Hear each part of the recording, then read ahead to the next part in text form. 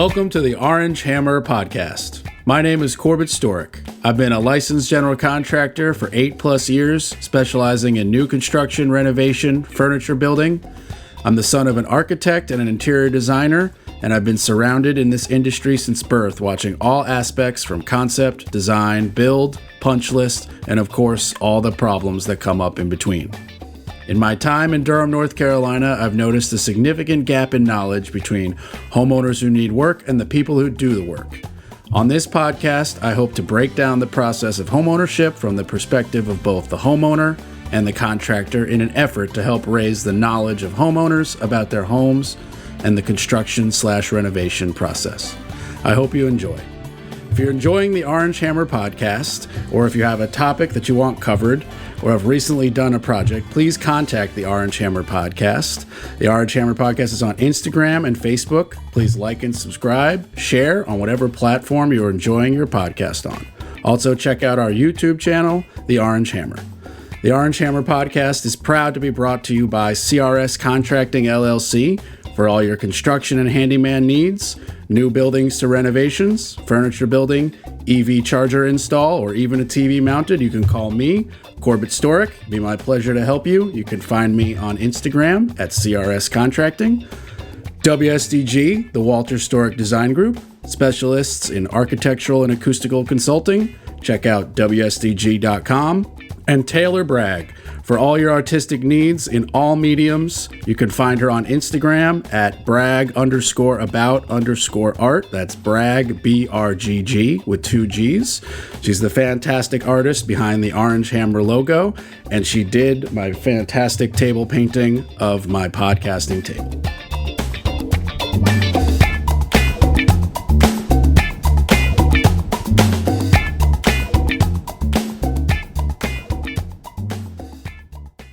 The Orange Hammer Podcast is proud to be brought to you by Stacy Sloan with Keller Williams Elite Realty, proudly serving the Durham and Triangle area for 25 years. Call Stacy at 919-972-1180. The Orange Hammer Podcast is proud to be brought to you by Rachel Z with Rachel Z Real Estate Team Realty. From the Triangle to the Triad, call Rachel Z at 919-323-6068. Welcome, everybody, to another episode of the Orange Hammer Podcast. Today, Phil Eisenhart is in the house. Phil, how are you doing this morning? Doing well. Pull it all a little bit closer. A little bit closer. All right. Yeah. Here. Okay. Lean back and get comfortable. There's comfortable. Yeah. There we go. How's that? Perfect. Yeah. So you do something that at first glance is extremely boring, but you're part of a team that kind of makes it actually extremely interesting. Yes. And I think that for lack of a better term, is like the reason you're here today. Yeah. Still, we're actually just going to pull it a little. There we go. A little bit. Yeah. Right. So the part that sounds boring at first glance is you sell insurance. Mm-hmm. Right. So like for people who are like, oh, great, insurance, not that interesting. Like, no, obviously it's not the most interesting thing in the world, but it is super required. And it's also underlooked when we're in a construction and homeownership world. And it's multifaceted in this world. From you need insurance on your home. Mm-hmm. Most people won't give you a mortgage unless you have insurance on your home. Most mortgage writers will just be like, insurance is required. This is not a conversation. Just go get it. Right. Even on the rental side of things, we have renter's insurance. Mm-hmm. We require it for our tenants. And then on the side that's more related to me in this podcast, as a subcontractor or me, a general contractor, you have to have insurance for your business. And those are things that are not necessarily, because of their lack of sex appeal, which I'm sure you can relate to, they are not discussed at the like super fun small business seminars or the like marketing conversations or the networking events. Like that's not the topic that people like to jump into. You know, you like to talk about profit or find the thing you're passionate about and go for that and build your whatchamacallit and make $1 bajillion. But guess what? Your factory that builds your whatchamacallit has insurance, or it better have insurance.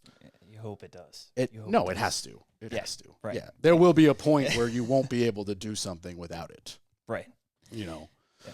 Like in the case of a factory, there will be a point where some machinery company will be like, well, we don't supply these $10 million laser cutting machines without a certain level of insurance or liability or, for our own benefit. The company, at some level, somebody's going to be like, well, where's your COI? Right. We need that. So what we were just talking about before we record, or let me ask you this. What's the name of the company that you work for? Yeah.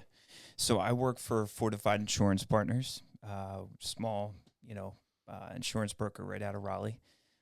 Been in business for just under 4 years now. Okay. So, So relatively new. Yeah, relatively new. But I've been in the insurance industry for a while, though. Oh, okay. So before you went to your buddy, you said your buddy started this firm, right? Yeah. So Keith Evans is the owner of Fortified Insurance, and him and I worked over at Liberty Mutual for quite a while. He actually worked up in the Connecticut office, and I worked over here at the Raleigh branch. Okay. And then he had moved down here, and then shortly thereafter, fast forward a little bit, getting closer to like COVID and stuff, he had reached out and said, hey, I have this really great opportunity. And, both of us saw the writing on the wall. The industry is, I should say, lack of better terms, it's more geared towards other folks to open up their own brokerage and offer the opportunity to work for the client and not the company. Most agents are captive. Not all are, but in that case, you're kind of handcuffed to the companies and you're not necessarily doing work for the best interest of the client. I don't want to say that in a way that I guess would turn people off. But well, if you work for one company, you want to sell that company's insurance. Exactly. And it could be, and most likely is, a great insurance, but it could also just simply be not the most ideal product for a specific client. Whereas if you're a broker and you get to shop everybody's and be like, okay, yeah, that, big company probably, maybe they have that lowest monthly thing, but you really need this particular, we can get into the specific details of what you're looking for when you underwrite insurance. But there's a lot of different things from, and I'm not a very intelligent insurance person, so I'm sure you can fill in some of these gaps. But obviously there's how much it costs you a month, but then there's also your deductible, which is huge. And then there's also, not huge as in the physical number, I just mean huge as in importance. Right. And then there's the overall coverage that you're going to get.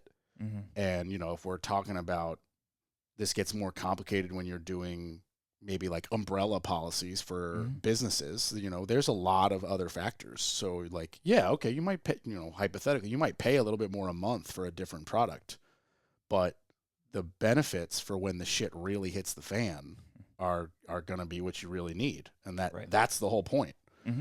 Insurance is not a conversation when things are going well. That's not what it's there for. Right. Yeah. It's the product you don't see and you don't really think about until you need it. Yeah. And that's the industry in a nutshell, really. I mean, that's majority of folks don't want to talk about it because it is boring. To your point, it's not sexy. But it protects your ability to retire. All right, let's take our shirts off. Let's sex it up. Let's go. Insurance. Sex it up. No. I got a light show. You just can't see it. Nice. Is that after 12 that comes out? Yeah. It's been an industry that I've always been intrigued by just because I knew it was always correlated with business owners, your ability to retire, wealth, finances, it all comes together. Do you have any idea of the first insurance? When insurance started? Because there definitely was a whole time, actually, let me rephrase, the mass majority of human existence, it was not a thing. Right. And then one day people were like, pay me a little bit every month, and I'll cover it if it breaks. Do you have any idea? The advent of insurance. I wish I did. I don't.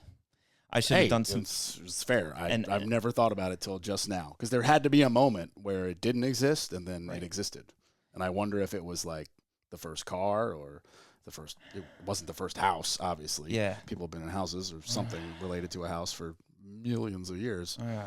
I'm trying to think of the year where that would have all come together. It has to obviously be related to a somewhat modern financial system. Mm-hmm. So like when banking we were, system. we were trading like fish for something, we didn't care. Right, but like care. obviously like, you know, something where the stock market had to exist, I would assume, before insurance existed. Right. Yeah, because you're going to need investors, obviously. Yeah. So there had to be get big something enough. going. There had to be a big enough company that was selling public shares. Yeah. And I don't know anything about financial history to know when or who would have been the first company to do that. I wouldn't either. Like I said, off the top of my head, I can't. It'd be so funny if the first this company to at sell one point, shares but- was an insurance company. That would be funny. Probably. Yeah. That'd be really funny. Well, you know what it was? It was probably folks back in the day that were like, hey, I got to get my money somehow. And, you know, if this breaks, the whole thing comes down, and what do the banks do? You know what I mean? They got to get their money somehow. So the insurance companies and the banks probably, you know, that's my thought. It's got to be. Interesting.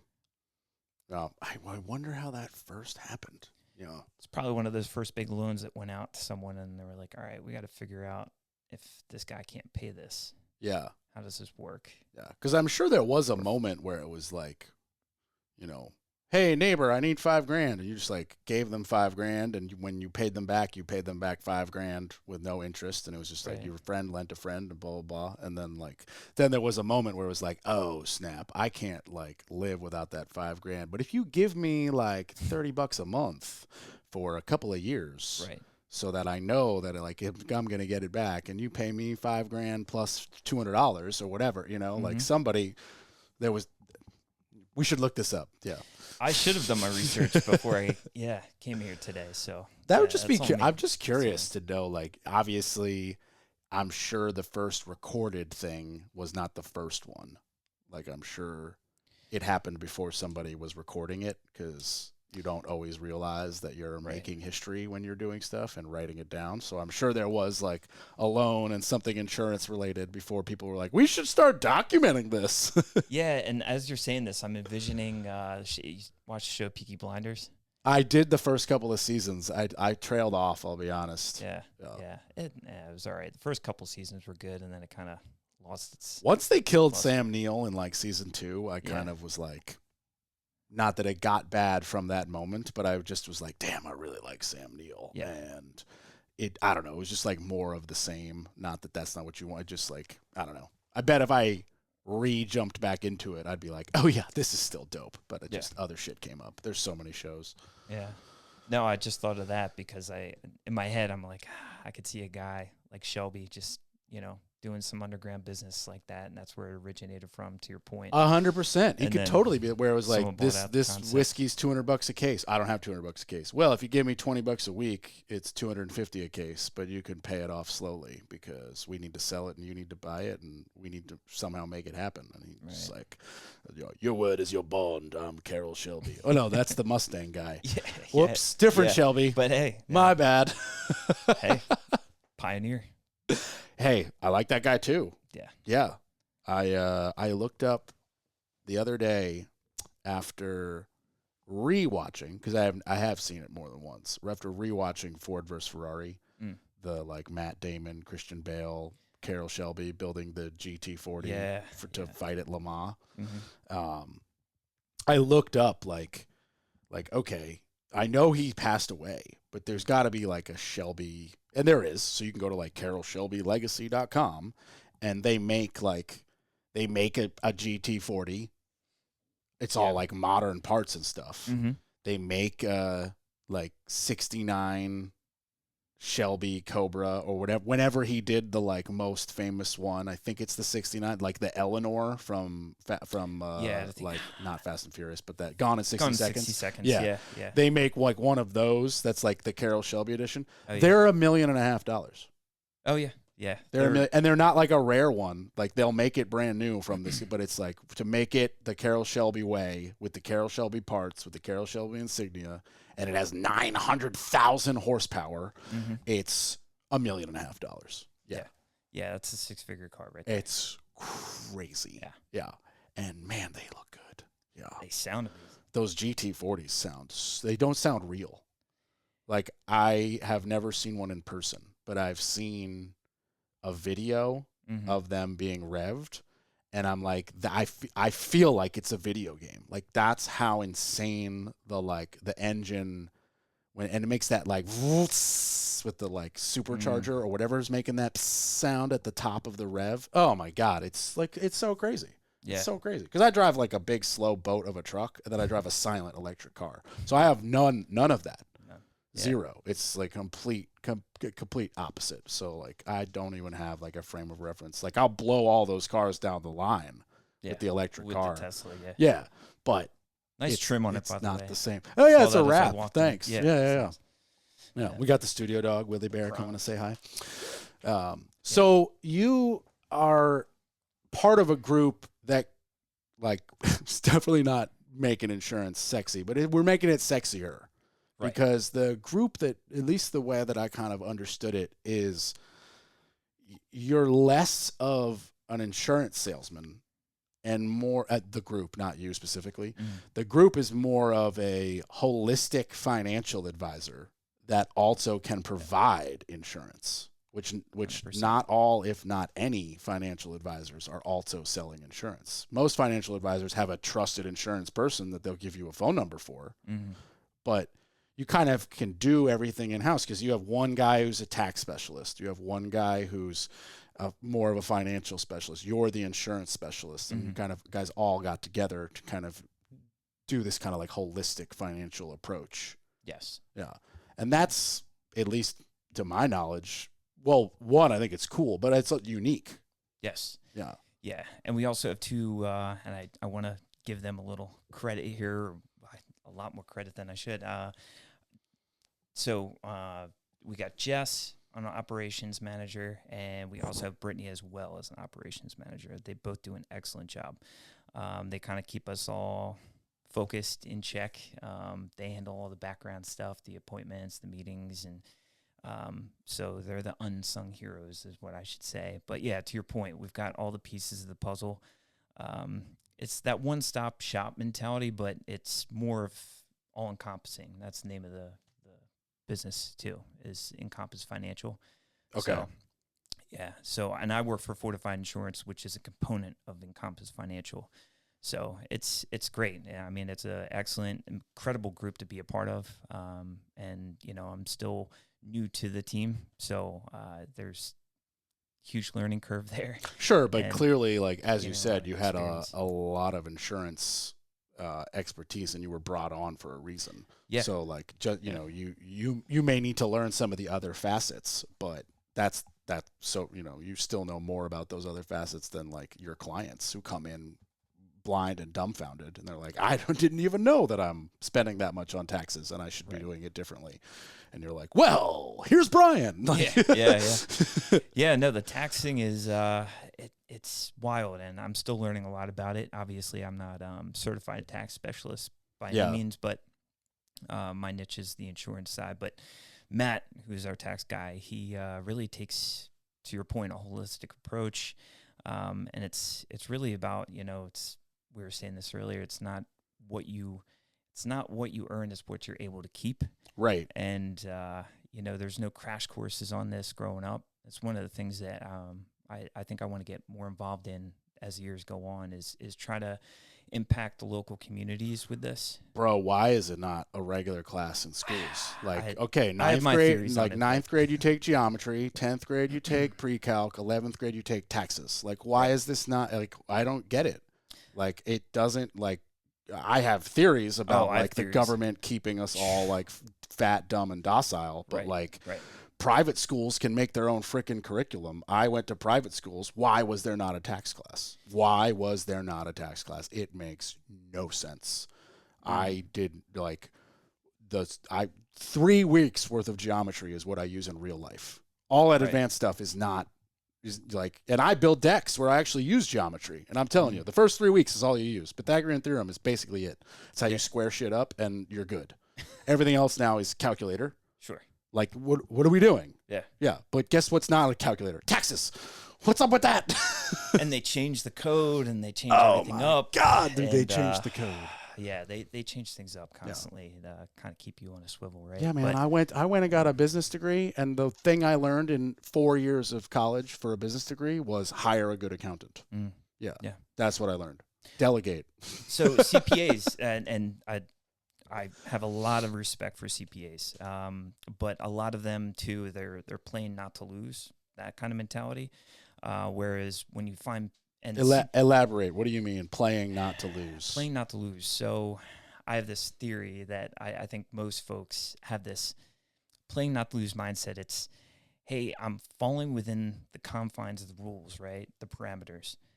And it's not going to hurt you, but it's not going to propel you forward either. It's just going to kind of keep you stagnant. Just enough to pass go and collect $200. You know what I mean? So the CPAs, a lot of times they'll go with more of a conservative approach towards a business, a single individual, right, doing their taxes. And they're not looking at the scope of, you know, how is this person trying to retire in the next 20, 30 years? You know, are they married? What's their projected model for their retirement?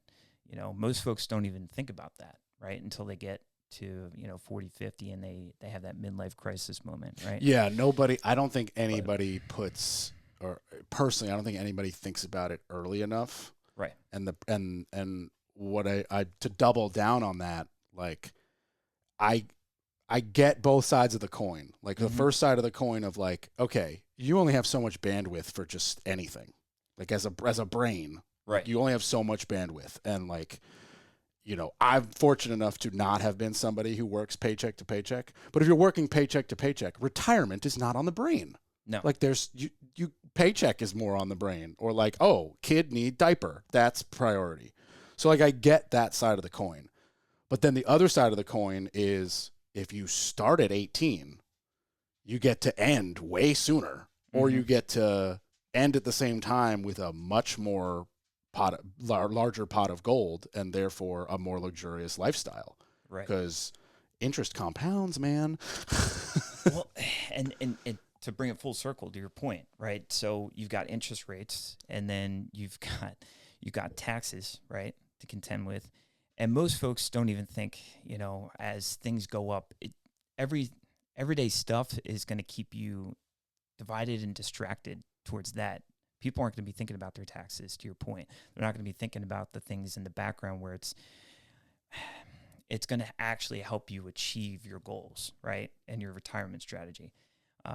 And for folks who actually do have retirement strategies, they still don't realize that there's so many opportunities out there that they don't realize exist because you don't know what you don't know. And they're hoping that their financial advisor, their CPA is doing the best they can. And I believe a majority of them are. But no, I don't think that's what you were. I don't think that anybody listening thinks that you were saying like CPAs aren't doing a good job. Well, yeah. But I just wanted to clarify that. Yeah, though, no, too, I think what you're saying is that there's, and they all are correct, but there's just different CPA strategies.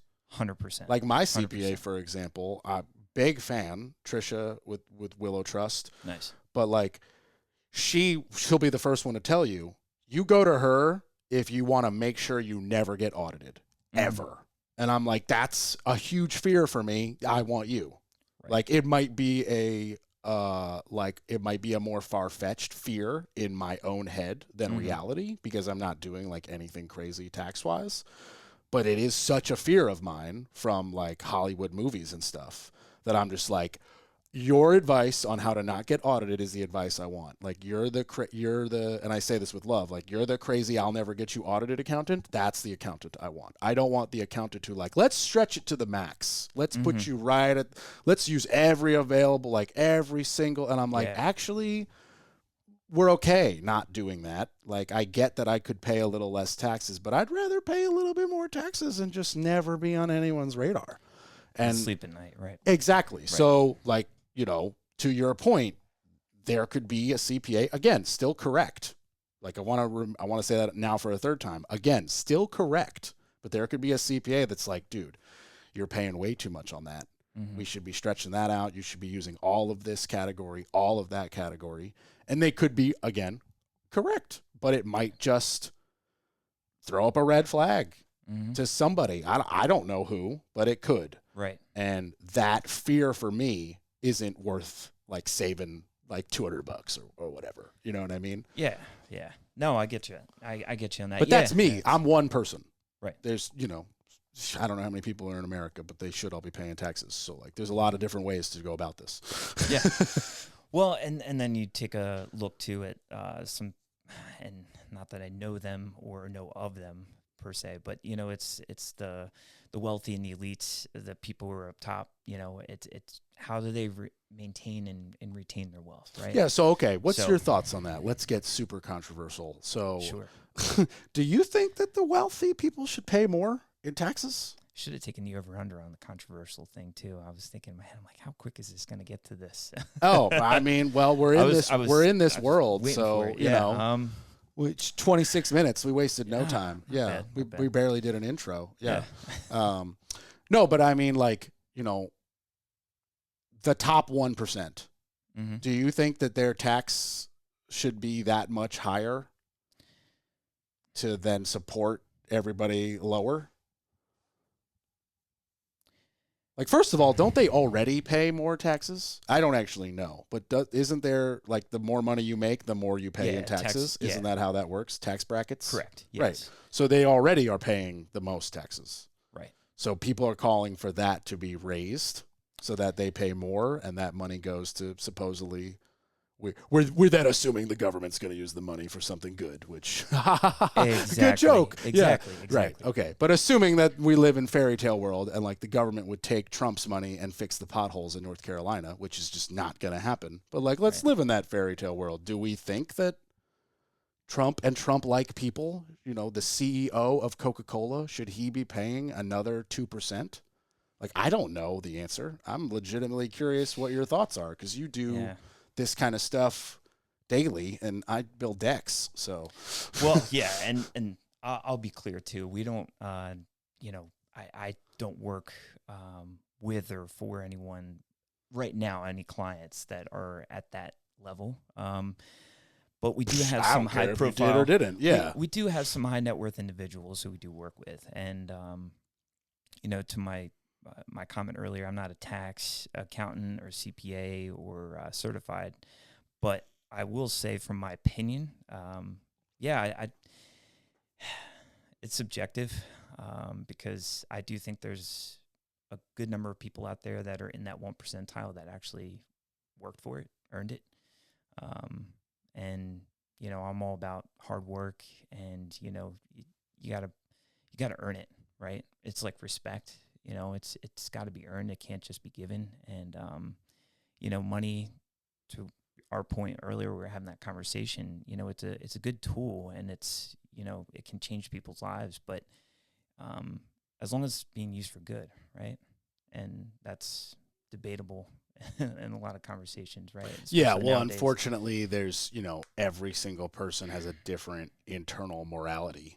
And therefore has a different definition of good and bad. There's the easy ones to see on the far ends of both spectrums, like something really terrible we all agree is really terrible, something really good we all agree is really good. But then there's that middle area where it's like, well, just 3% to the left of the middle is something that 3% the other way, those two people would be like, you're so far off. But it's like actually only 6 degrees in the percentage of the window. So, that...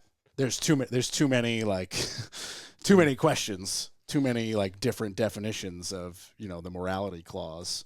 But assuming the money went to wherever your internal morality wants the money to go to, like what happens when hypothetically you work your ass off to get into that 1%, like then. You probably feel a little bit different when you're like, wait a minute, I busted my ass opening, car washes or whatever the heck it is, fill in the blank. It's irrelevant. And now I got to pay an extra 3% because I did better than this guy who couldn't figure it out. Right. Like, yeah. The other thing too to ask is, kind of take that a step further. That question, right, is where's the money going to go anyway? Right. So you tax someone an extra couple percentage that goes directly to your point, hopefully into a well, a good endeavor, right? Whether it's the roads, the schools, whatever. But in some cases, say it doesn't, right? And it just ends up getting distributed amongst the public in some way, shape, or form, right? The money still ends up going back up to the top. So they're going to get their money back anyway, right?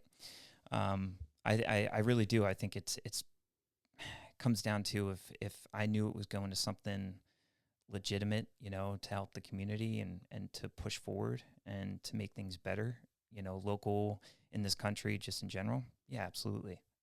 I think most people would hopefully think that way, right? But yeah, I mean, you would think, but then at the same time, like, you get some super old, very fiscally conservative, like very right-wing people, right, who are just like, absolutely not. Like, what are you talking about? Well, and then, you also have to think too, and I'm a big fan of psychology, so I go down this route all the time, but it's, try to think from their perspective for a second, right? And I have no idea what it would be like to be of that financial status. But something tells me that the 1%ers in the world, they're not really thinking about money. They're really thinking about their ego, their time, and satisfying that ego, right? And figuring out what, it's an interesting perspective.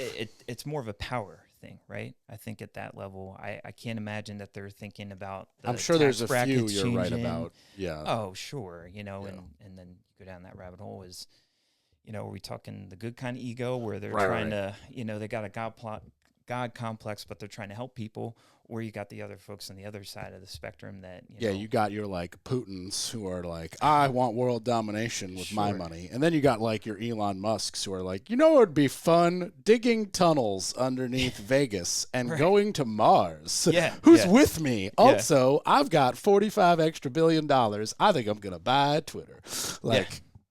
That I asked this on the last podcast I just recorded. Is there a more baller / nut job move that you could do on Earth than buy Twitter for $40+ billion?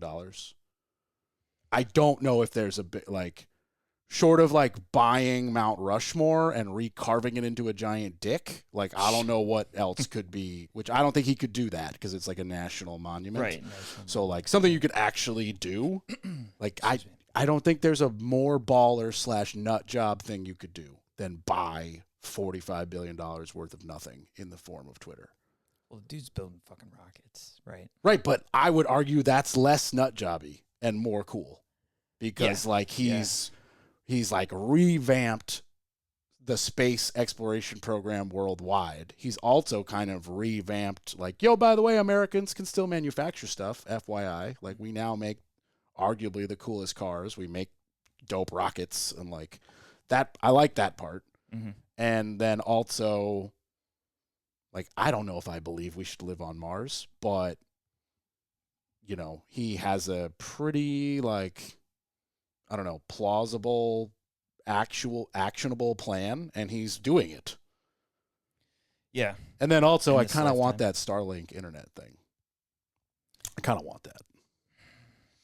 I don't know enough about it to really to share an opinion on. Well, apparently he's just launching like 50 satellites at once, and eventually we're just going to have this like crazy net of satellites and have apparently free Wi-Fi just like on Earth eventually.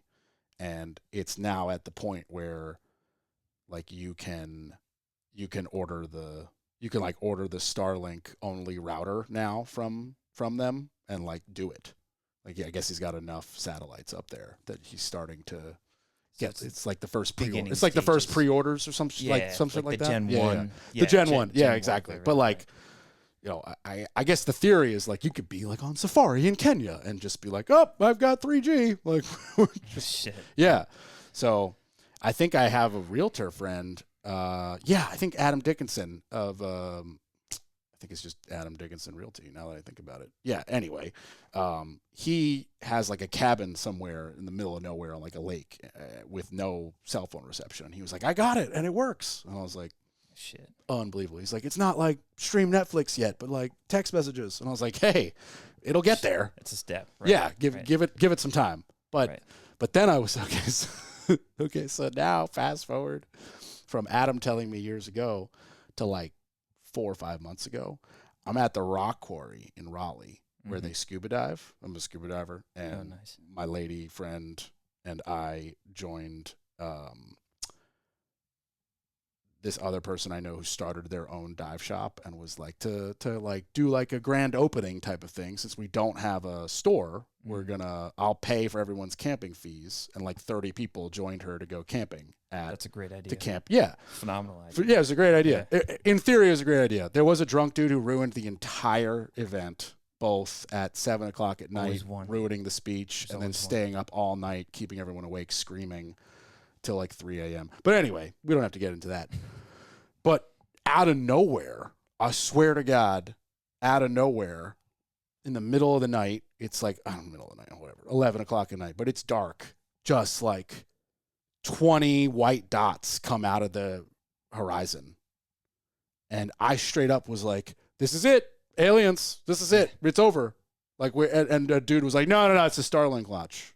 And I was like, what? He's like, yeah, they launch, 20 satellites at once every couple of weeks. Wow. And I was like, oh, I thought this was it. Like, I was going to go grab the Glock. I was like, we are screwed. Yeah. Yeah. I was like, this is it. They came to Raleigh. I don't know why. Like, here we go. Yeah. I went right to Apocalypse. Yeah. This one dork works in the tech field. He's like, no, it's Starlink satellites. I was like, oh, that's cooler. Well, not as cool, but we're not going to die. It's just another day, man. Just another day. Yeah. Yeah, so apparently, anybody listening to this, if you're on the East Coast, you can see them all the time. Yeah. Yeah, it's like every couple of months. It does look cool. I'm sure it does. Yeah. So now that you're talking about this, I've heard of it before, the Starlink, a while ago, and I'm thinking probably a couple years back. Yeah, you probably were like, oh, another crazy Elon Musk thing. Slide that to the right. Yeah. Yeah. Well, that and the fact that I'm like, just another thing for them to track us, we're past that. Yeah. Yeah. Well, sure. We're so past that, man. Come on. We walk around with tracking devices. Most people walk around with 2. Most people have a phone and a watch that's tracking them all the time. And a car. Oh, let's not forget. Yeah. People forget that, like, cars have been run on computers now for the last like 15, 20 years. Right. Like there's a supercomputer chip in the shittiest Kia from 15, 20 years ago. Mm-hmm. You just don't realize it. And they plug it in every time that you service your car. Mm-hmm. And they reset that computer, and that's how they're doing diagnostics these days. Mm-hmm. Like 100%. Like you do not actually control the throttle with the pedal. The pedal talks to a computer, and the computer talks to the throttle. That's how cars work. Like it hasn't been that way unless you're like a race car. Yeah. Like that's not how that works anymore. The original Shelby's, right? Yeah, the original, exactly. Yeah. But honestly, I bet that new, crazy, awesome $1 million Carroll Shelby one has a computer. I guarantee you it's got a computer. Oh, I'm certain it's got a modern stereo and like digital gauges. So like, how do you think that's being done? Brand new parts, it has to be a computer. suspension. They change that up, I'm sure, too. I don't know the whole. Yeah, but like the supercomputers in cars are, they're 100% tracking. 100%. If you have a nav system in your car, that's how it's literally tracking you. It's tracking you. You're watching it track you. Satellite radio? Satellite radio. Yeah. So, I mean, we gave up on that. We won't, for some reason, we like to pretend we didn't give up on that. And we're like, oh, I turned it off on my phone. Oh, okay. Sure. Yeah. So those targeted Instagram ads are just coming up by osmosis. Yeah. Like, come on, man. It's listening. It's listening to you. And you know what? It's okay. It's okay. Don't be a crazy criminal, and it's fine. Like that's what it comes down. Like okay, you might get caught if you're doing some crazy illegal shit. Yeah. But don't become a freeway Ricky Ross cocaine dealer. Don't do that, and you won't get it's not a problem. Like who? That's my sister-in-law always says that. She's like, I don't need to block my webcam. What am I doing on that webcam? Like that, what the FBI is gonna watch me buy stuff on Amazon? I'm like, you make a good point. Like, what are you doing? You're doing nothing. You're not doing anything. I'm not doing anything. Yeah. Like, the worst thing we've done in front of a webcam is jack off 100%. alone to porn like a regular person. And the webcam, like if the FBI wanted to look, that's your fault, man. Yeah, That's not fun for you. You don't want to watch that. Like, come on. Like, that's the reality, So, like, just don't be a crazy big criminal. And this isn't a problem. You know what's funny is I wonder when people go and apply for the FBI if they pull up those kind of like footage. And they're like, so tell us about this time. Oh, 100%. Oh, and they got yeah. you sat in a room. Oh, yeah. They're like, dudes so with tell, suits. the guy just walks in and goes, so how big were the tits on that girl in 10th grade where you smoked that one joint that you didn't put on your application that we learned about? And you're just like, oh, man, she was so hot. Like, you have no idea, man. Trust me, it was worth it. Let me in the FBI. And they're like, he came clean right away. We can trust this guy. Yeah, we can trust him. Yeah, like we assume that's the interview process for the entire FBI. Yeah. CIA might be like a little tougher. You might have to do like 2 push-ups, but like the FBI, they're just like, you're good. You're good. Yeah. You're fine. Yeah. 3-letter organizations. It's funny. I just shat on both of them so hard as a joke. The reality is I love those kinds of movies where like the CIA, FBI are doing something, they stop some criminal. I could watch Jack Ryan movies or that Jack Ryan show with Krasinski over and over again. This shit's so entertaining. Can't get enough. Reacher. Reacher's great. Just came out. Yeah. Well, I haven't watched it wait, yet. he's not CIA or FBI. He's not. I think he was a former special forces. No, he's an MP. That's right. He's military police. I never read the book, but I know from the Tom Cruise movies. That's right. Because he was Reacher 1 and 2, which, like, let's be clear. I'm actually a Tom Cruise fan. Huge Tom Cruise. On screen. Not an off-screen fan. We don't have to have that conversation.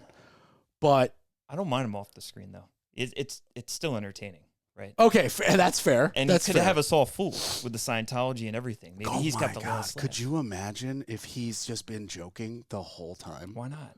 Because he was just like, Hollywood is the only place I could get away with this. He also makes enough money. He has that FU money we were talking about earlier, where he could do anything and nobody cares. Mm-hmm.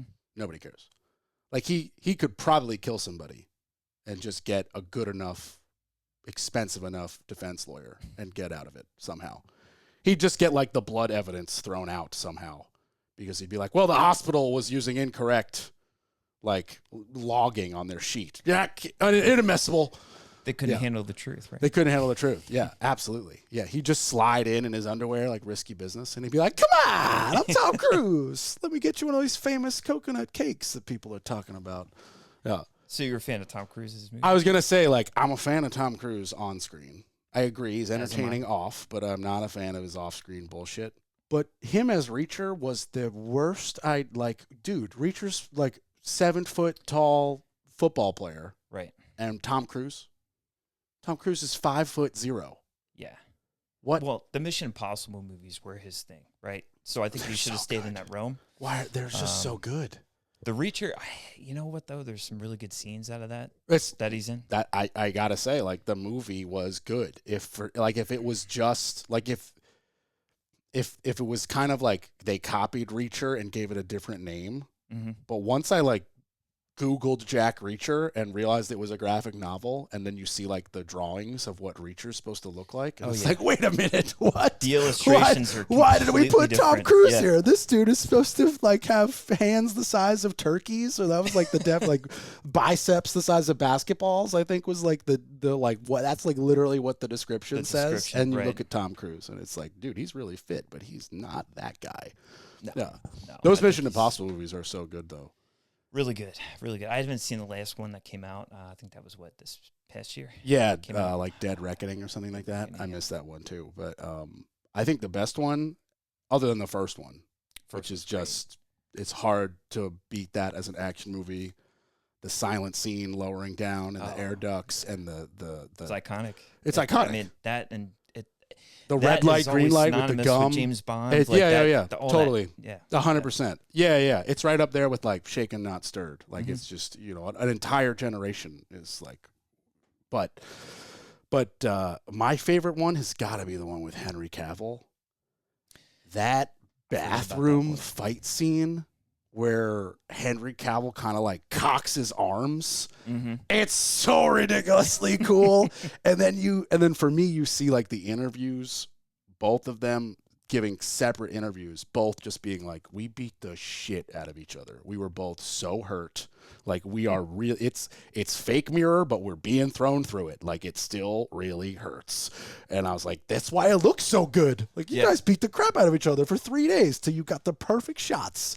Like it's cool. Cruise does all his own stunts, yeah, man. And I have a lot of respect for that, especially Hollywood nowadays, right? I think you can agree on that. And he's also licensed for all these things. He has more licenses than anybody on Earth. Yeah. He even has a real estate license. It's wild. Yeah. It's wild. He could probably sell you insurance. Probably. Yeah. Do you know, I personally think that the second Top Gun movie was better than the first one. That's a controversial statement, but like just the flying scenes were that much better because the tech is that much better. So for me, I was like, this is cooler. I would agree. The action sequence and the formations and everything that they did, 100%. Also, there's no like Tom Cruise as a complete inappropriate predator that there is in the first one, where he's just like walking into the ladies' bathroom and just like, we should have sex on the sink. Like that maybe have been cool. That movie's before I was born. Maybe that was cool then, but like in 2023, that does not hold up. Like I watched that with my girlfriend and she had never seen it. Yeah. And she was like, this is creepy. And I was like, yeah, I don't really remember that 100%. This is like a plane movie. But that's kind of, that is a little creepy. Like, as a kid watching that, I didn't know what was going on. Right. Yeah, no, I mean, it is funny to watch some of these older movies and kind of with a different lens, right? Oh, it doesn't age. A lot of them don't age well. Yeah, it's different. We're in the worst time for comedy that there's ever been. Yeah. From, like, a movie perspective. Because, like, you can't make now some of the greatest comedy movies ever, and then in a different category, some of the greatest comedy movies that like I grew up with, you could not make them now because they would just be like Tropic Thunder. You can't make Tropic Thunder now. No.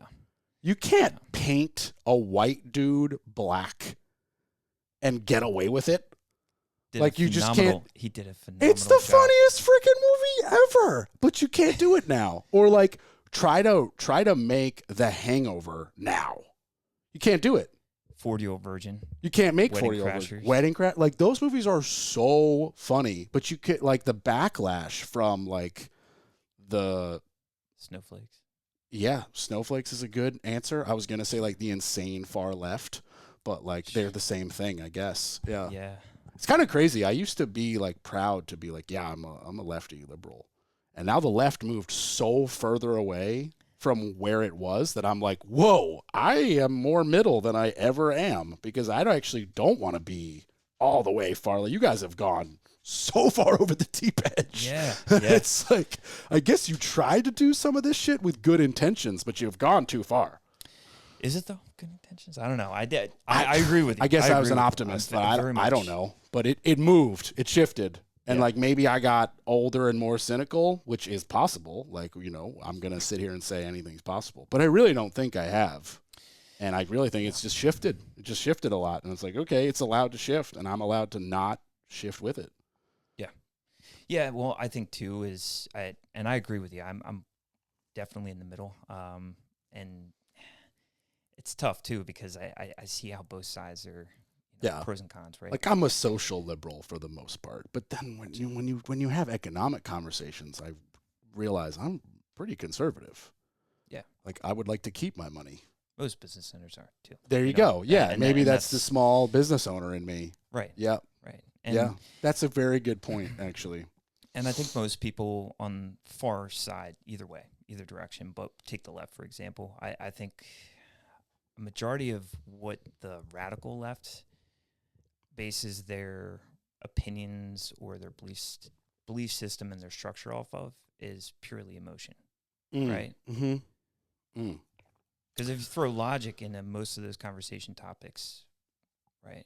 Yeah, and that does make some sense because most of the time when a civil conversation turns into a screaming match, it's because somebody said something logical to somebody who was fighting based on emotions. You actually, and once you said that, it clicked. I was like, that does make a good sense, because if you got the logical person to get super emotional, they wouldn't be all calm and logical.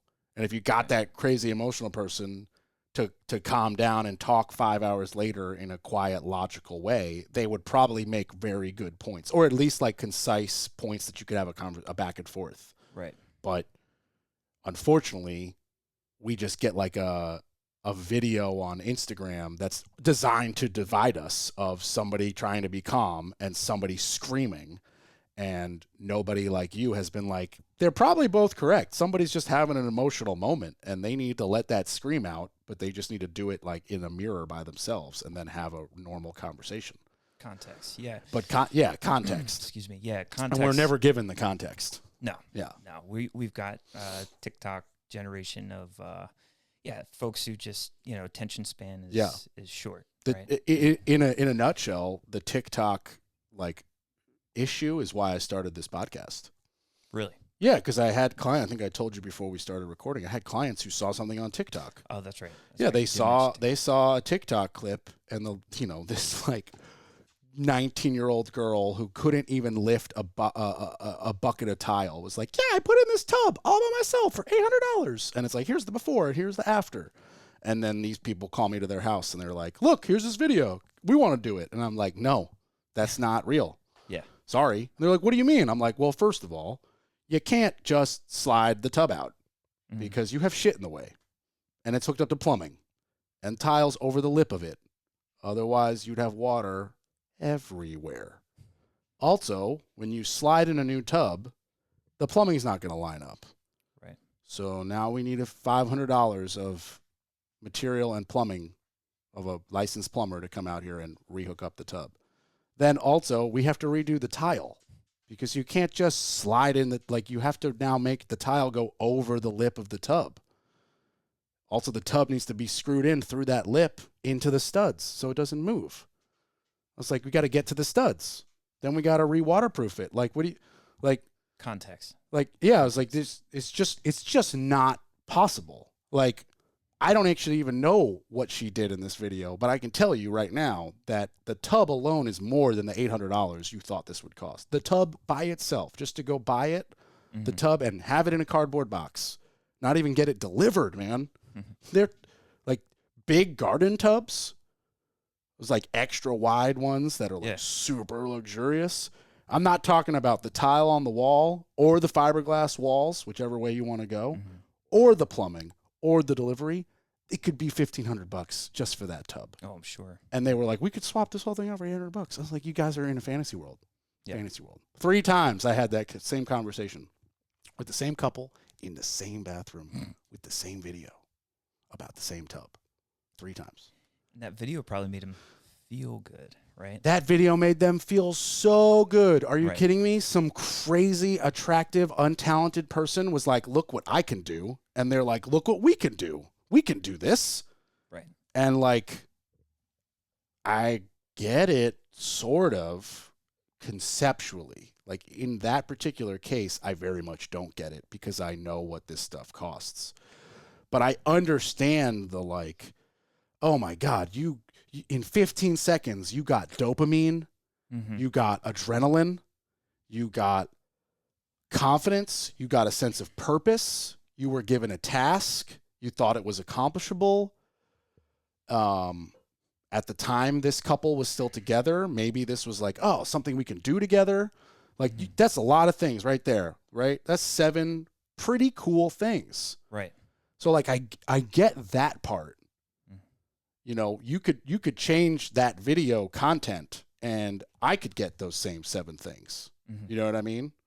I don't know what it would be off the top of my head. Like maybe it's like a home run hit or something of my favorite player. I don't know. But like you could, like it would work. That one was targeted to them.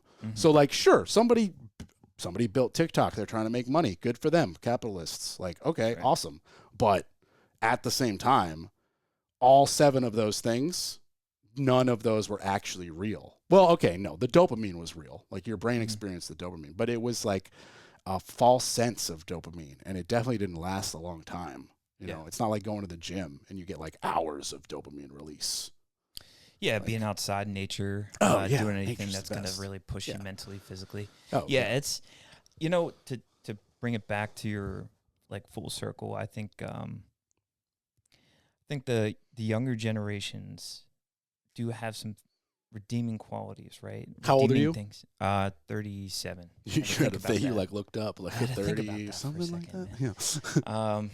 Yeah. Do you have kids? No kids. No kids. No.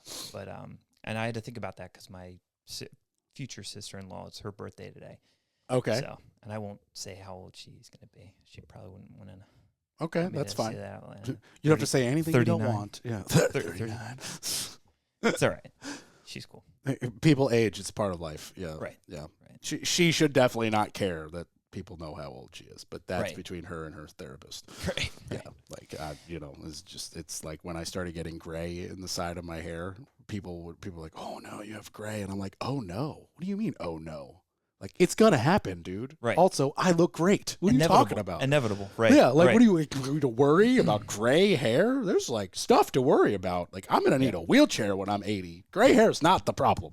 Yeah. I'm gonna be pissing and shit in a bag. Yeah, like I've got a degenerative nerve ending disease. I'm gonna need some shit. Gray hair is happening. Like we're not worried about this, man. Like, come on. Yeah, salt and pepper is great. What are we talking about? Like, yeah, this is not the problem. So I was like, and then like the same people would forget they had pointed it out, and I'd see them months later, and they'd point it out again. I'm like, dude, you did this 4 months ago. Yeah, right. It's still there. I didn't dye it. Yeah, like, right. I'm never gonna dye it. All natural. Hair dye is really bad for you. There's no way that shit's good for you. No. But I was gonna say the younger generations, though, I think they're more in their emotions. So I always say it's like the feels before reals mentality, right? Like that is feelings before realistic, right? Yeah. That's very interesting because I feel like the generation that's older than us suppressed their emotions 150%, and it was all very like facts first.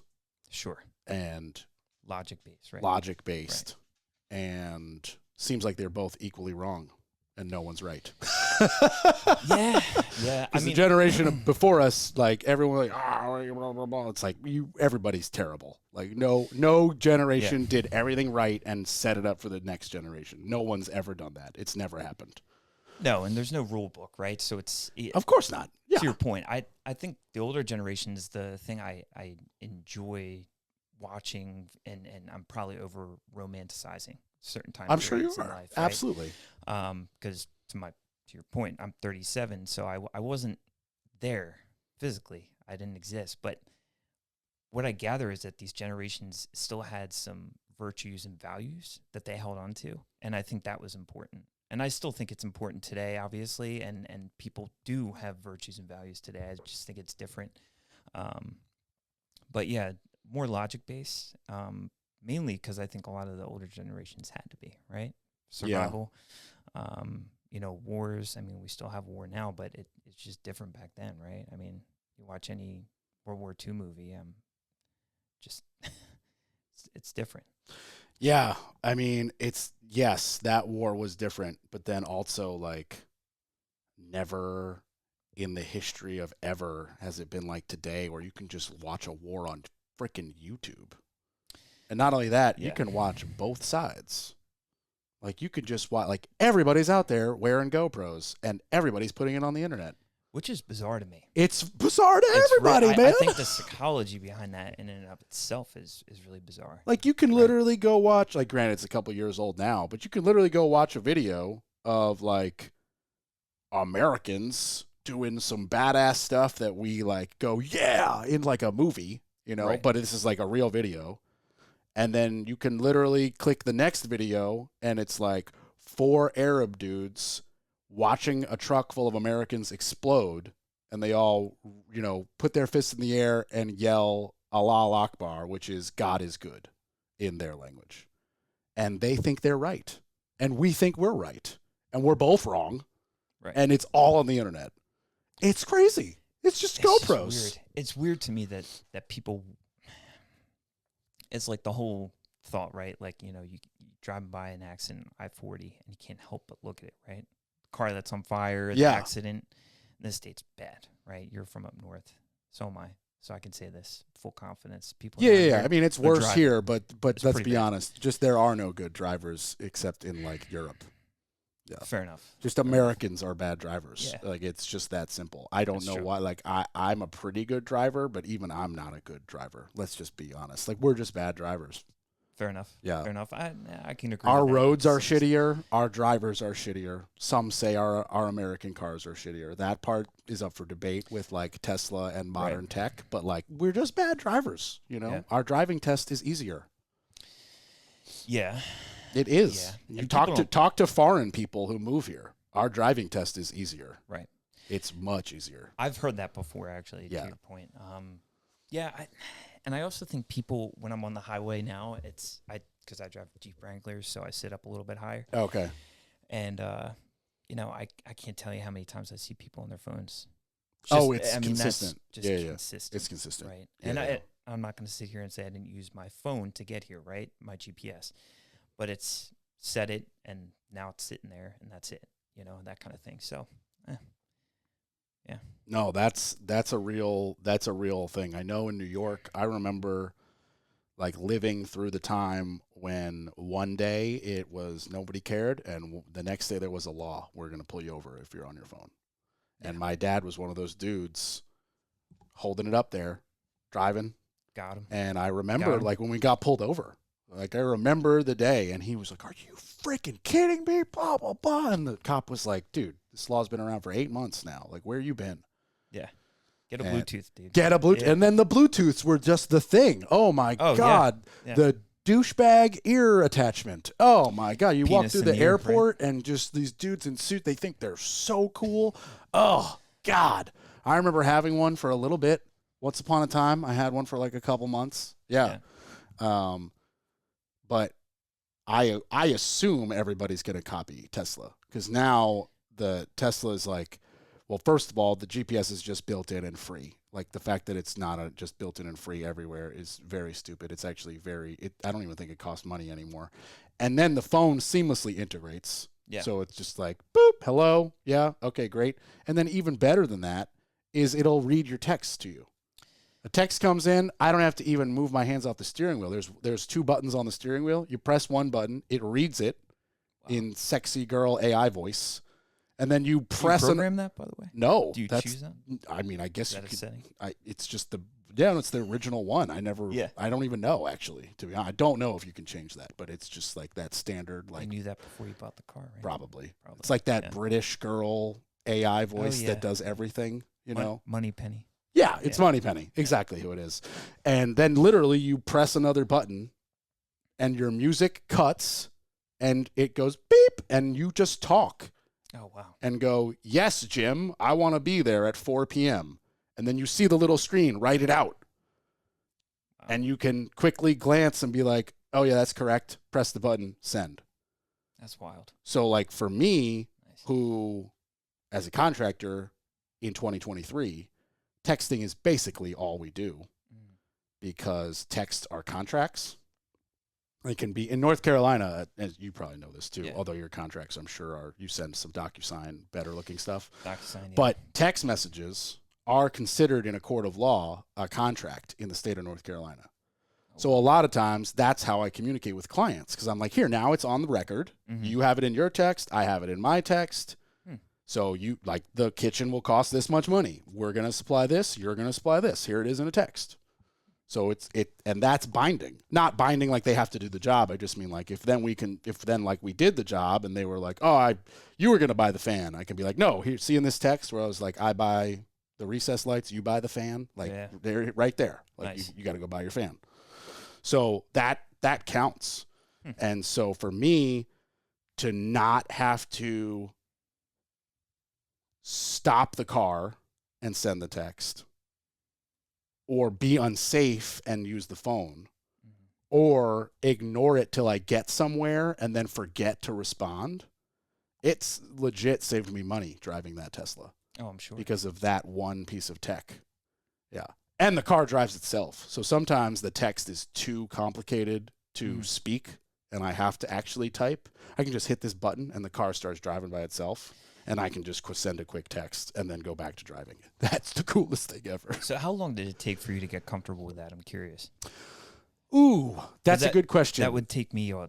Yeah. I don't think I will ever... It takes less time than you think, but it definitely took a minute for sure. But also the car just takes a minute to get used to because you have to get used to basically never having to use the brake pedal. You have to get used to faster acceleration. You have to get used to silence. You have to get used to the fake noise that it emits when you're in reverse. So it just takes adapting. Right. You also have to get used to, like, you buy the car, day one, you get range anxiety. Day one, you think the car is going to die in 6 minutes and you're going to be on the side of the highway with no juice. When in fact, you don't have to charge it for 2 weeks if you're just bopping around town. Right. Like, it's just like but you don't, till you do it, you don't know. Right.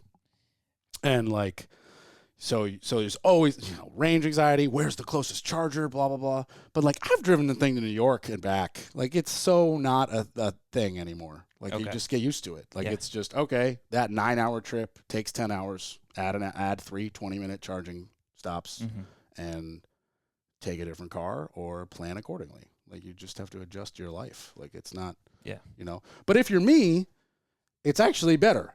Because I drive to New York with a dog and an insane amount of LaCroix seltzers that make me have to pee. Right. So every 2.5, 3 hours, I don't mind pulling over. You plug into the charger, it locks, so nobody can come steal it like gas. Okay.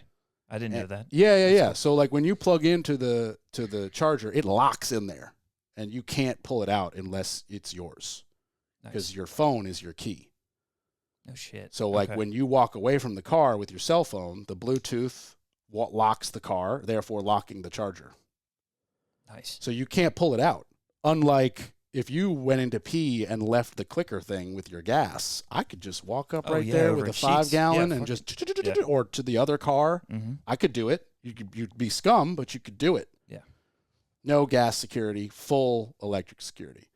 And then also, like, so it locks so you can then go pee.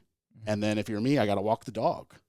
And then if it's a Sheetz, I might, because Sheetz has a lot of chargers actually, I might want to go order a sub. And then by the time you do all that, your phone goes ding, your car is ready. It's still charging because you only needed to be here for 16 minutes in order to get to your next charger because it maps out the whole trip. Oh, wow. It's so smart. So when you go into my driveway and you type in 266 Martin Avenue, where I'm going in New York, it goes, okay, you're going to drive 3 hours to this charger, but you only sit there for 14 minutes. Then you drive 3 hours to this charger, where you're going to sit for 32 minutes. And then you drive an hour to this charger, where you sit for 6 minutes, and you'll get to your destination with 16% battery. Damn. And just knows. It's awesome. It's so crazy. It would cool. take me a while to get used to that. Damn. It does, but once you get used to it, you now realize that it's the way. Right. Like I have a gas vehicle. You saw the truck. Yeah. Like I'm both, and it's the way. I can't wait to get rid of that gas truck. It's just, it's so dumb. The parts that have broken since I've gotten my since I have put in the deposit for the Tesla pickup truck. I'm just like, are you kidding me? This doesn't even exist in the Tesla pickup truck. And I have to spend $600 on some stupid part for a gas engine. Every time I turn the truck off, I smell it. I now hate the smell of like burning oil and gas because you get used to just smelling nature. Right. And now you're like, that's terrible. Like we're just destroying my nose. Like why would I want to smell burning petrol? Like once you realize and I'm not shitting on gas, petrol head, car guys, gearheads. I freaking love cars. Like, when I joined that 1% of economic freedom, I definitely want a 69 Rustamod Mustang that has, 700 horsepower of unnecessary gas-fired engine. Yeah, I love it. It's awesome. It sounds great. But like daily driver-wise, in a house that I live in with solar panels, it's the way to go. Right. It just doesn't. It's like once you get to that point, you're like, okay, yeah, that was right. Yeah. Yeah, and it's less than half the cost of gas. Now, and this isn't me digging at Tesla or your passion and love for the You couldn't Switch. dig me down. You're good. But speaking of digging down, so what is because I've read articles that have kind of wavered my head back and forth on like the idea of an electric car someday, because I love the theory of it, right? The environment, all that's great. And to your point, it's got a lot of benefits and features to it. I don't know if they're better for the environment. Digging it up, all the parts and everything like that, the battery. Oh, I've heard a lot of that's where I'm there's like a lot of controversy behind that now. And it's that's like, why I I have just no said idea. that. I was like, I don't actually know if it's better for the environment, because the environmental, like you said, the environmental impact of creating the Tesla is insane and really, really bad. And when you go far enough back to the raw minerals, it gets even worse, because they're dug out of the earth by child slaves. Right. Unfortunately, that's the same thing for our phone too. Sure. So like, don't ever like tweet or go on Facebook about any injustice, because you're typing from an iPhone where the battery was dug out of the ground by a child slave, and nobody cares because we're on our iPhone. Real so just ironic. think twice, everybody, before you're like, oh my God, it's so bad, and for blah, blah, blah. Like, you're typing on an iPhone built by slaves.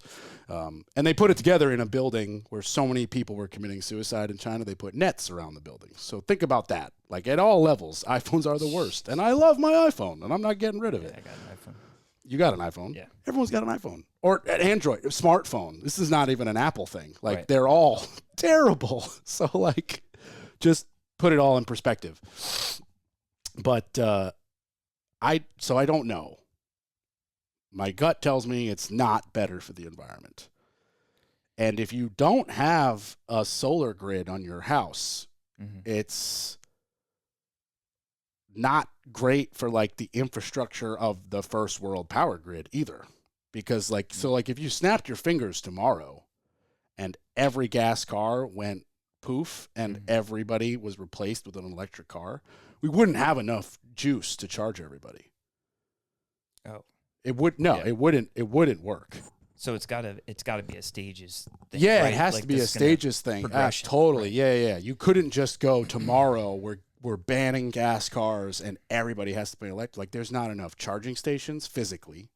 I don't think there's just enough juice. Like, I don't know where the energy is produced, but I don't think there's enough to just go, okay, everybody charge your car now. I don't think there's enough.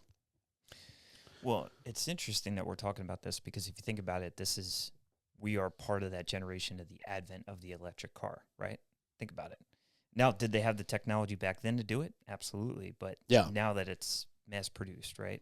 Basically, the tech's been around for like 120 years, but the battery capacity is now only at the stage where it's realistic. Because I think there was, I think actually one of the very first cars was in fact electric, but it could drive like 3 miles distance-wise with a battery that was the size of the whole truck or something like that. It's wild to think, though. They had the ability to still do that back then. Yeah, well, think about when Nikola Tesla was alive. Not that he's related to Tesla cars, but he was one of the like great scientific, with electricity at least, him and, Ben Franklin.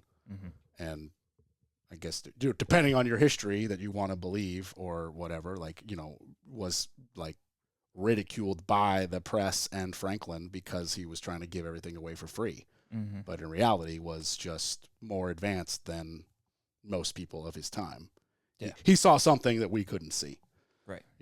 He's like an Elon Musk, man. He sees something we don't see. Yeah, he's living in his own world, and we're kind of just there, right? Yeah.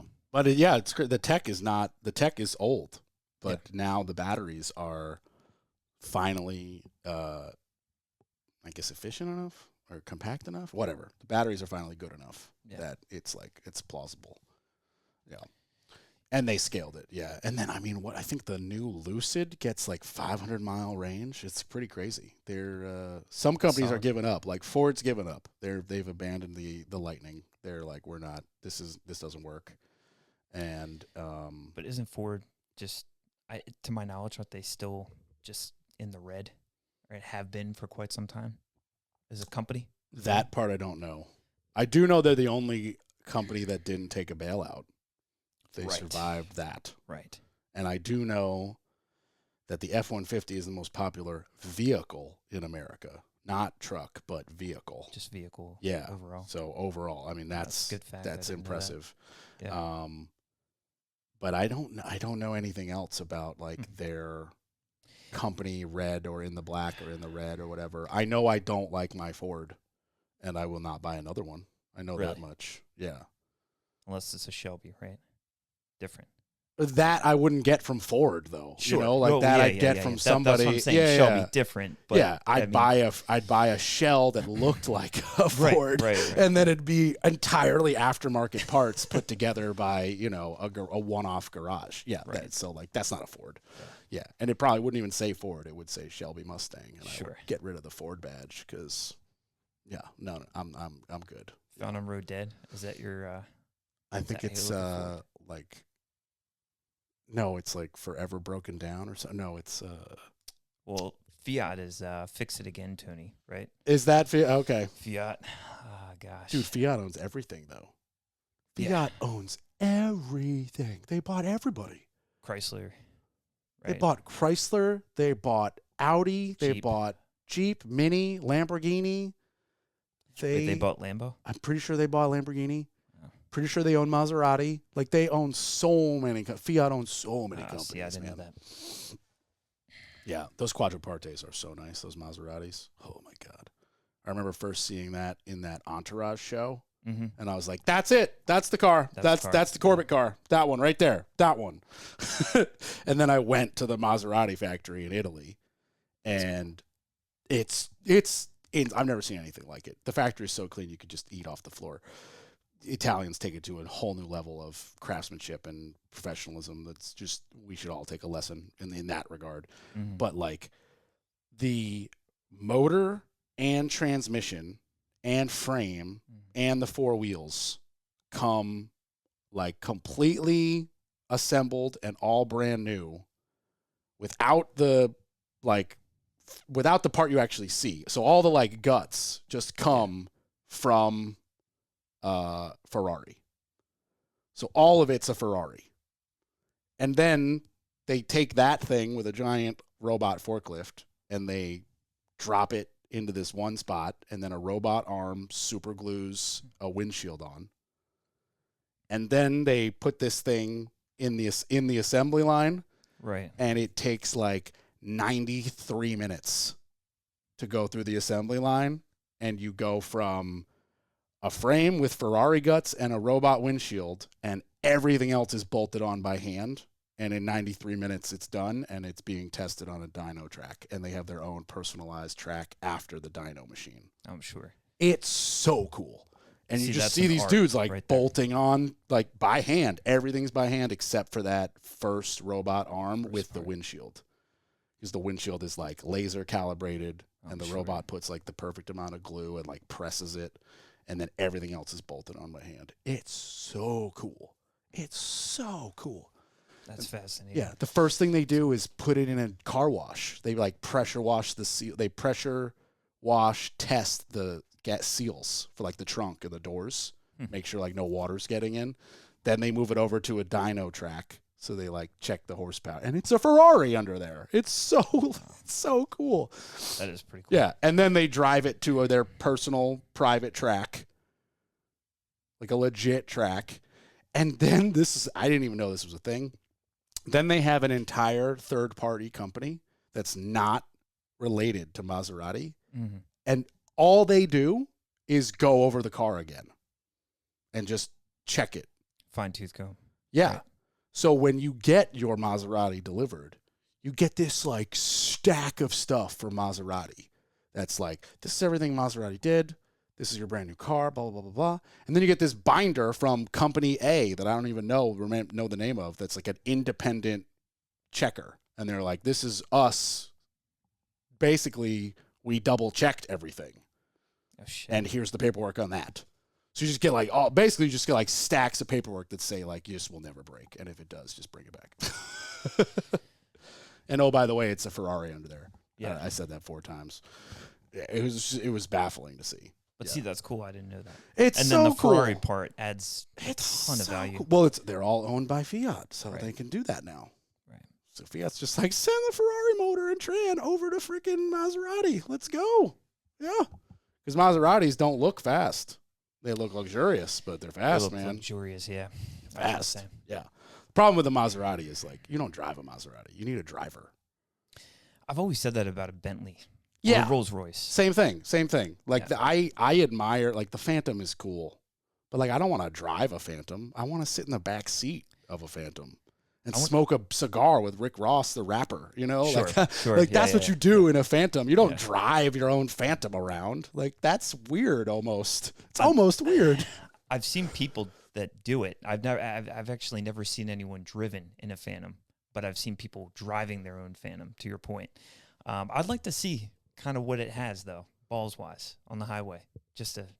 I mean, I'm sure gotta it is test it. very nice to drive, Yeah. but still, like, you've never seen somebody in a movie driving a Phantom. In a movie, they're in the back. As they should be. Yeah, It's got like the umbrella that pops out the door like and in shit. Ted Lasso, that the lady owner, she gets in the back of her Bentley and is driven home. She doesn't drive that thing. She's driven like a baller. Like, that's the move. You drive a 2-door fill in the blank when you have that kind of money. You know, you take a crane and you take your Tesla Roadster and you put it on your yacht. But when you want to go out to dinner with 4 people, you just rent that frickin' 4-door whatever to come pick you up with Steve, who just waits in the car. Suicide doors and everything. Oh, yeah. I think the coolest vehicle with suicide doors, again, shout out to the show Entourage, is that Lincoln Continental. Nice car, yeah. Yeah, the convertible, the all black with the suicide doors, Yeah. and the black interior, like that. That's dope. I haven't watched that show in years, but yeah, I know what car you're talking about, though. That's that car was like used in the intro, so you saw it every episode. I was gonna say you saw it in the credit. And then finally they show it on the real show. It's Drama's car. And like Turtle goes to pick it up and he crashes it immediately, and then he has to get it refixed. It's like, are you kidding me? I'd be so pissed. You have insurance for it, right? Right, there you go, man. Full circle. Yeah, You need there it insurance. is. Yeah, there you go. Okay, so before we just run out of time and or go on crazy more tangents, the insurance side of advice that you would give is what? What's the info and advice you could give out on this podcast that won't get anybody in trouble? Yeah, we could do a bathroom break. That's easy. We're just gonna pause this. Drink it. And just like that, we're back. Oh, the magic of no editing, but the pause button. Boom. Okay, bladder's drained. Look at that. So I was asking you, I guess you're not a financial advisor, so there's probably not stuff you actually can't say. Yeah. But, if we were talking to, I don't know, I guess either maybe like the uninsured or equally as important, somebody who maybe hasn't checked their rates in like 5 or 6 years, what would you say to those people in terms of, why would they use you instead of, I don't know, Liberty Mutual? Right. No, that's a good question. So first thing I would always, I always instruct and inform folks to do is, try to push out of your brain for a second the premium, right? The cost. And the reason being is because, you can always find a cheaper policy out there, right? If we're talking like home and auto insurance, for your example, business insurance, a little different, and different mindset, right? But let's break them down. Why not? Right. Yeah. So let's auto is probably the most popular because everyone has a car. Not everyone has a home. Some people are renting. Right. Renter's insurance, we don't have to dive into. It's like the cheapest thing ever, and you don't even really have to. It's like, how much value your stuff? 40 grand? Cool. Okay, check. Like, it's not. It's that's the simplest thing ever. So we're just gonna skip that. So let's dive into auto because, like I said, most people have a car, and most car companies won't sell you the car without insurance. Right. Yeah. So unless you're getting like something used and or illegal, or like from a shady used lot or something like that, you need some insurance, Mm-hmm. right? So other than, what is the value to replace the car? And what else is there? I guess then you start talking about like what it would cost if you got hurt to go to the hospital. Right. Okay. Medical payments. You also want to look at, the biggest thing, and I was going to say is I immediately dive into, okay, take aside the premium. Let's look at your liability for a second, right? And you really want to think of this in multiple different, there's a lot of different subsets that as soon as you think liability, you're like, okay, well, if this person's married, do they own a business? How much is their house worth? What are they worth roughly, right? And you kind of start thinking, well, the liability's got to coincide with their lifestyle. There's state minimum liability limits. Every state has it, right? So 30/60, so 30,000 per person per incident, and then 60,000 covers the entire incident. So you got to think of it. If you have $100,000+ home, right? And most folks nowadays, their house $300,000, $400,000, $500,000, $600,000, right? Average home, and your liability doesn't cover you up until if you think about the cost of your house, right?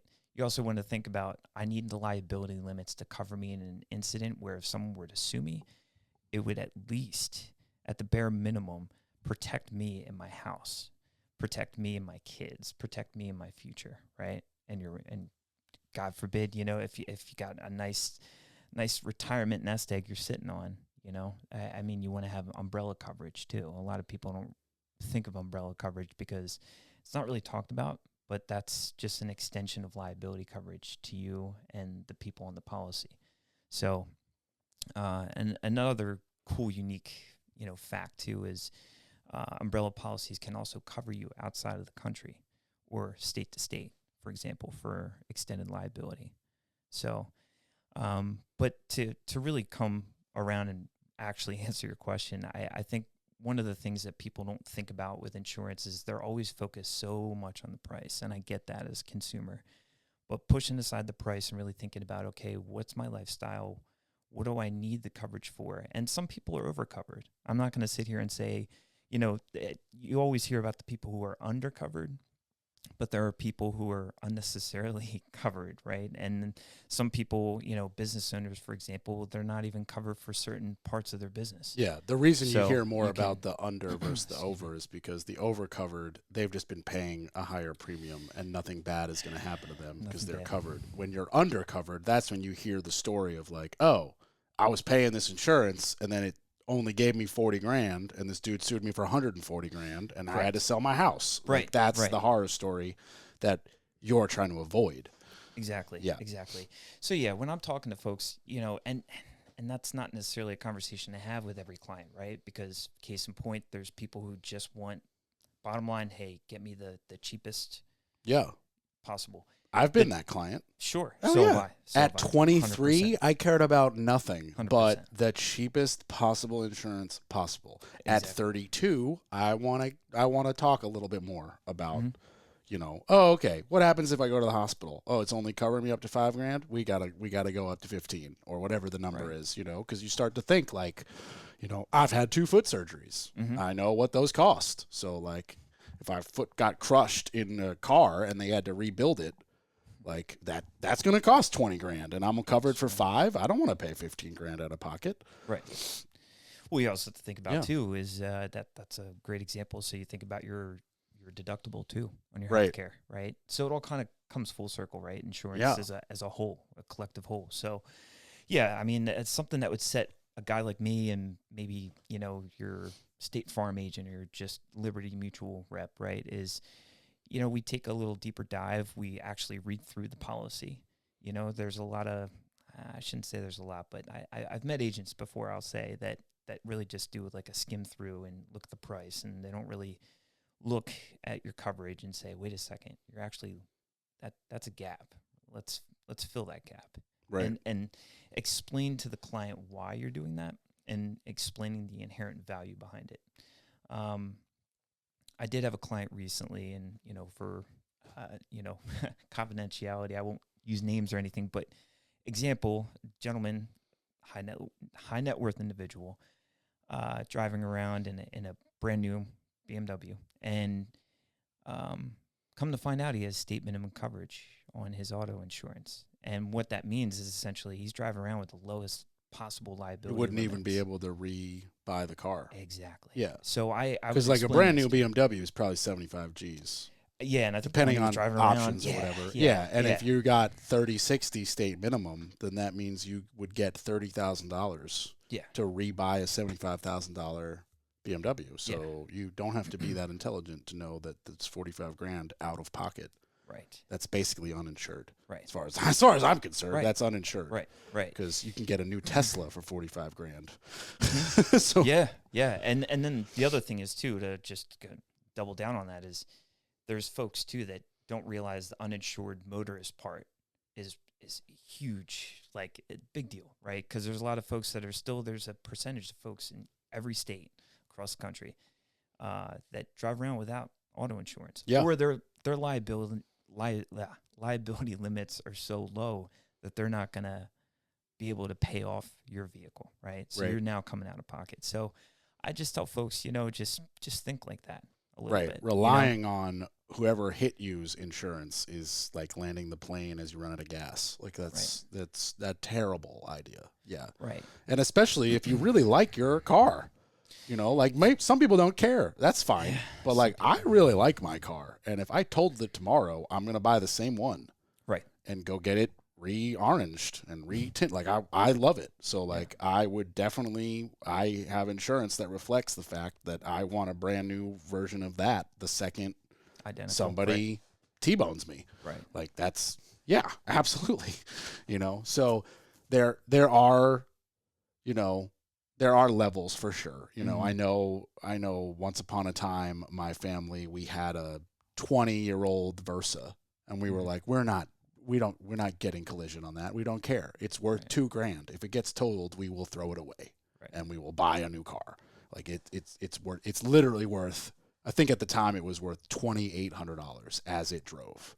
Like we didn't get it into an accident. I think I sold it. Actually, I did. I sold it to my neighbor 5 doors up. He uses it all the time. But like, it was just like, I was like, when we got insurance for it, it was like, this is one of those ones where it makes a lot of sense to go state minimum. Bare zeros bones. Across the board. We don't care. This is not a brand new BMW, like you just said. So don't be listening to this, listeners, and be like, oh my God, every insurance I have is too low. That's not, I think, the point you're trying to make. I think it's just worth having the professional eyes put on your policies probably a little bit more often than you do. Because it's one of those like set and forget it type of things. Like that dude who used to sell that thing on the infomercial, the Ronco, with the set it and forget it. Yeah. Right. It's like, it's one of those things, and it's like, I think we can all agree some insurance is better than no insurance. Yeah. But the best insurance for you is better than any other insurance. And things change a lot. Insurance policies change, insurance rules change, insurance companies change, values on things change.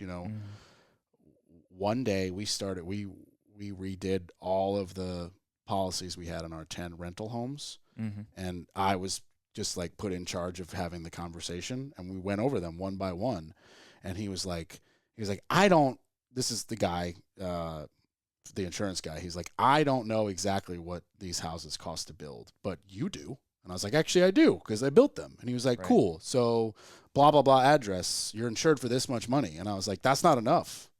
He was like, well, that's why we're doing this. I was like, it add $100,000 to that number. That's what it would take to rebuild that house today. I was like, we built that 8 years ago. And so everything's 20% more.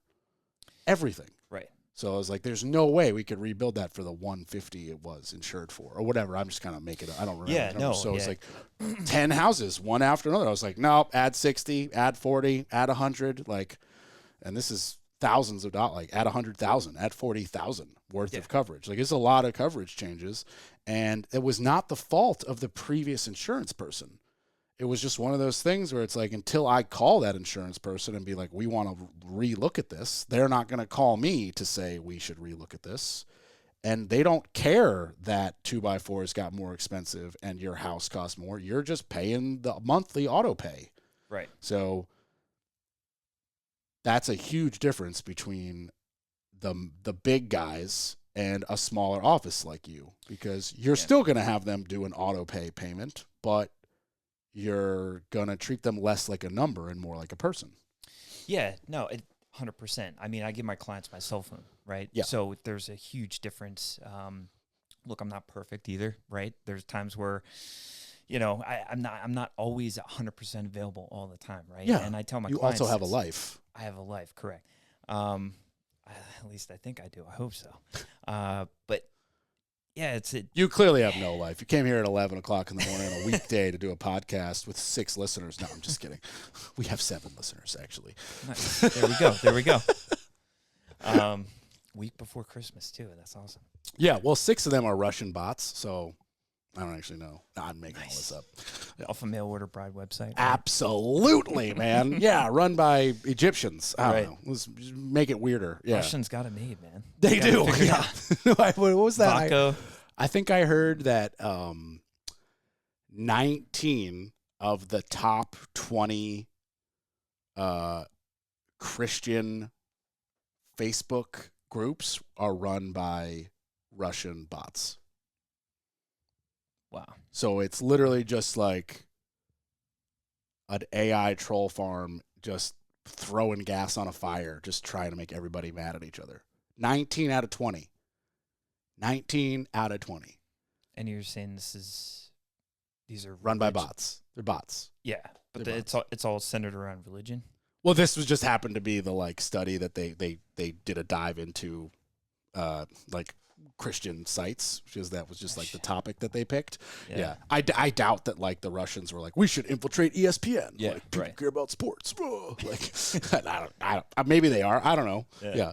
Depending on which conspiracy theory you want to dive down, apparently there's a conspiracy theory that the Russians they have like a 4-generation long plan on how to like infiltrate America, where it's like first you start by like infiltrating colleges and making like, you know, kids against the establishment, and then they go out into the real world and spread what they think, and it's like 3 generations later Russians are going to take over. And I was like, okay, I'll be dead, but cool. Yeah, right. Oh man, that's a crazy conspiracy theory. I heard that one on a podcast yesterday, and I was like, that one's fun. That'll keep you up at night. Yeah. If you were already worried about Russia, now you're really worried about Russia. Oh, dude, there's some wild conspiracy theories out there, man. I worry about Russia 0%. I don't even think about it. Yeah. Because I don't think they're going to invade. They're going to like bomb, and like I'll just be dead. Like it's not like I'm close enough to a big enough city that it's over. Like I'm not gonna. I don't need to plan to survive a nuclear fallout. It's over. Yeah. I'm not living in a bunker. Yeah, done deal. Yeah, we're good. But well, to finish your point though. Do you sell nuclear bunker insurance? I was just going to say, yeah, but no, we can't cover you for that. Sorry. There's no one. But yeah, no, I mean that the broker avenue is always the best way to go, and I started getting my insurance back in college from a broker, and that's when I noticed the to your point, the difference between the mentality of set it, forget it, pay me, to hey, let's at least review it every 6 months, biannually or annually. That often you'd recommend to review it? Just to look at least annually, right? I mean, you look at so much other shit annually. You look at your taxes, you look at your bills monthly, right? Hopefully, I would have thought that you could go a couple of years, but that's why you're the professional giving the advice. I say a couple of years wouldn't be a bad idea, but now in this day and age, to your point, with cost of goods always going up, it's more often than not, I hate to say this, but a lot more of the clients that I'm taking care of in the last like 2 years, like post-COVID or whatever stage we're at in the game, I've noticed a huge increase in people not being covered properly on their homes, right? Their biggest asset for most folks. Yeah. So, yeah, it's scary. I mean, we're talking 20, 30, 40 grand a house, and then to your point with like of it being too low, of too low, right? Yeah. Right. And, you know, there's replacement costs that's built into a home insurance policy, although some policies don't even have that. So that's scary. I also think, and maybe you have a difference of opinion, but I think that a lot of people undervalue their physical stuff. When like you have the conversation, you're like, so how much money do you think you have in like your kitchen appliances or like your clothes or like your shoes or whatever? And it's like there's the mental value of like, oh, I just bought one pair of shoes, they were $60 on sale, and then there's like, imagine it's all gone. Like imagine you get home and there's ashes and you have to go buy everything all at once, like your spare sheets for when guests come over, like everything, like everything. And I think a lot of people don't properly value, and I'm not talking emotional value, let's be clear. Sure. Because that's completely different. Right. Like I have worthless stuff in this house that I would murder somebody for. That's completely different. Right. You know, like don't take my dog. Pictures, I will John Wick you. Like I spent $125 on him. He's worth more than that to me. Trust me. But like, you know, and then there's stuff I've made with my own hands that's even hard to value. It's like I built that out of scrap wood in 14 minutes. But if you bought that in a store, it'd be $200. Like I don't, you know. And then there's like, okay, well, you know, fitteds, hats. You know, they add up real quick. You get fitteds from lids, $25 a pop. If you're me, I've got 8 of them. You know, it's like, or some of them have like specialty patches that you can't get anymore from the day that somebody retired at Yankee Stadium. It's like I can't even replace that. Right. You know, and it's like if you really start, you know, and you know, I have no jewelry, but especially on the female side, jewelry is expensive.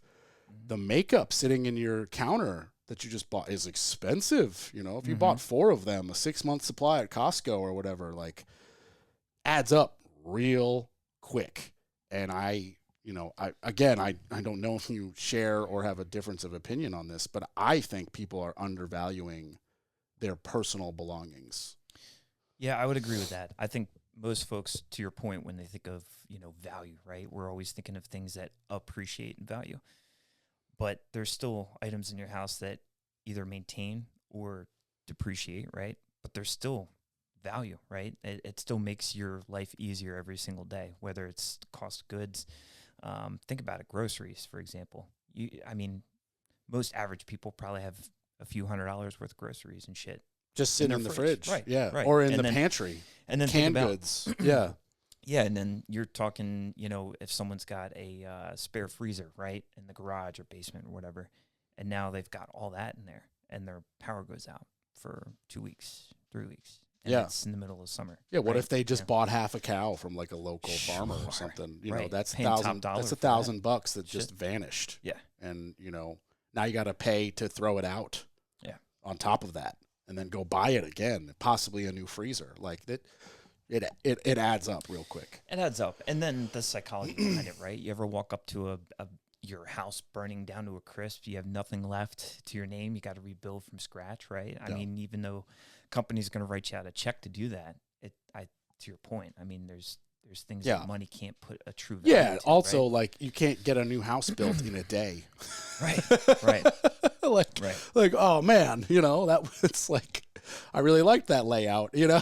It's like shit. It takes a year to build a house correctly. Yeah, you know, be roughing it out. Airbnb, hotels, right? Or more likely, friends. You're just gonna buy a new house. You know. Yeah. Like I mean, I don't know. Knock on wood, don't ever have to go through that. But I don't know if I could like Airbnb it and build a new house. Like I feel like I'd be mentally scarred on that plot of land. Mm-hmm. I'd be like, every time I walked into the new house, I'd be like, oh man, that was where the old bedroom was. Used to be. You're sentimental. Nice. I like to think I'm not, but fire would be like pretty traumatizing. I feel like. Yeah, it would. So I'm not. Yeah, that was me just being observant. I'm right there with you. I don't take offense to being called sentimental. I just feel like I know a lot of people who are super sentimental and like keep Christmas cards for like years and years and years. Yeah. I throw that shit out immediately. So I don't think I'm like the most sentimental guy, but I think it would be hard for me to come home to my house burning, like you said, with everything I own and then rebuild it arguably the same way, at least in this particular house. There's not a lot you could change because the lot is not very big. So you kind of have to put it in the same spot.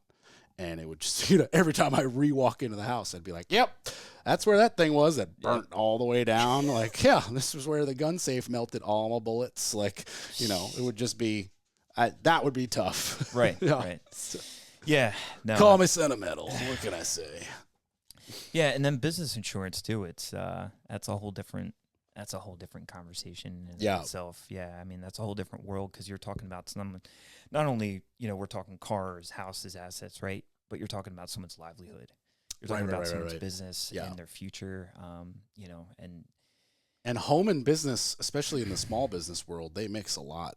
Because like for me, like my home and my general contracting worlds, you would think they're not in a mix, but where do you think all my tools live? In my garage. Right. I got 4 ladders in the backyard. Like that's where else would I put it? So if my house goes up, maybe you would actually be able to answer the question. So like if my house goes up, obviously I'm going to get my house check for my home insurance. Mm-hmm. Does that include the tools, or do I now go through my business insurance for that? So the tools are on premise, so it would, and don't quote me on this, but I believe it would just be under Bro, your I am H3 quoting products. you. I'm on a podcast, so I just want to clarify that. Yeah. So, as the insurance professional on this podcast. Because I've never had a situation where that's happened. So I'm going to sit here and say.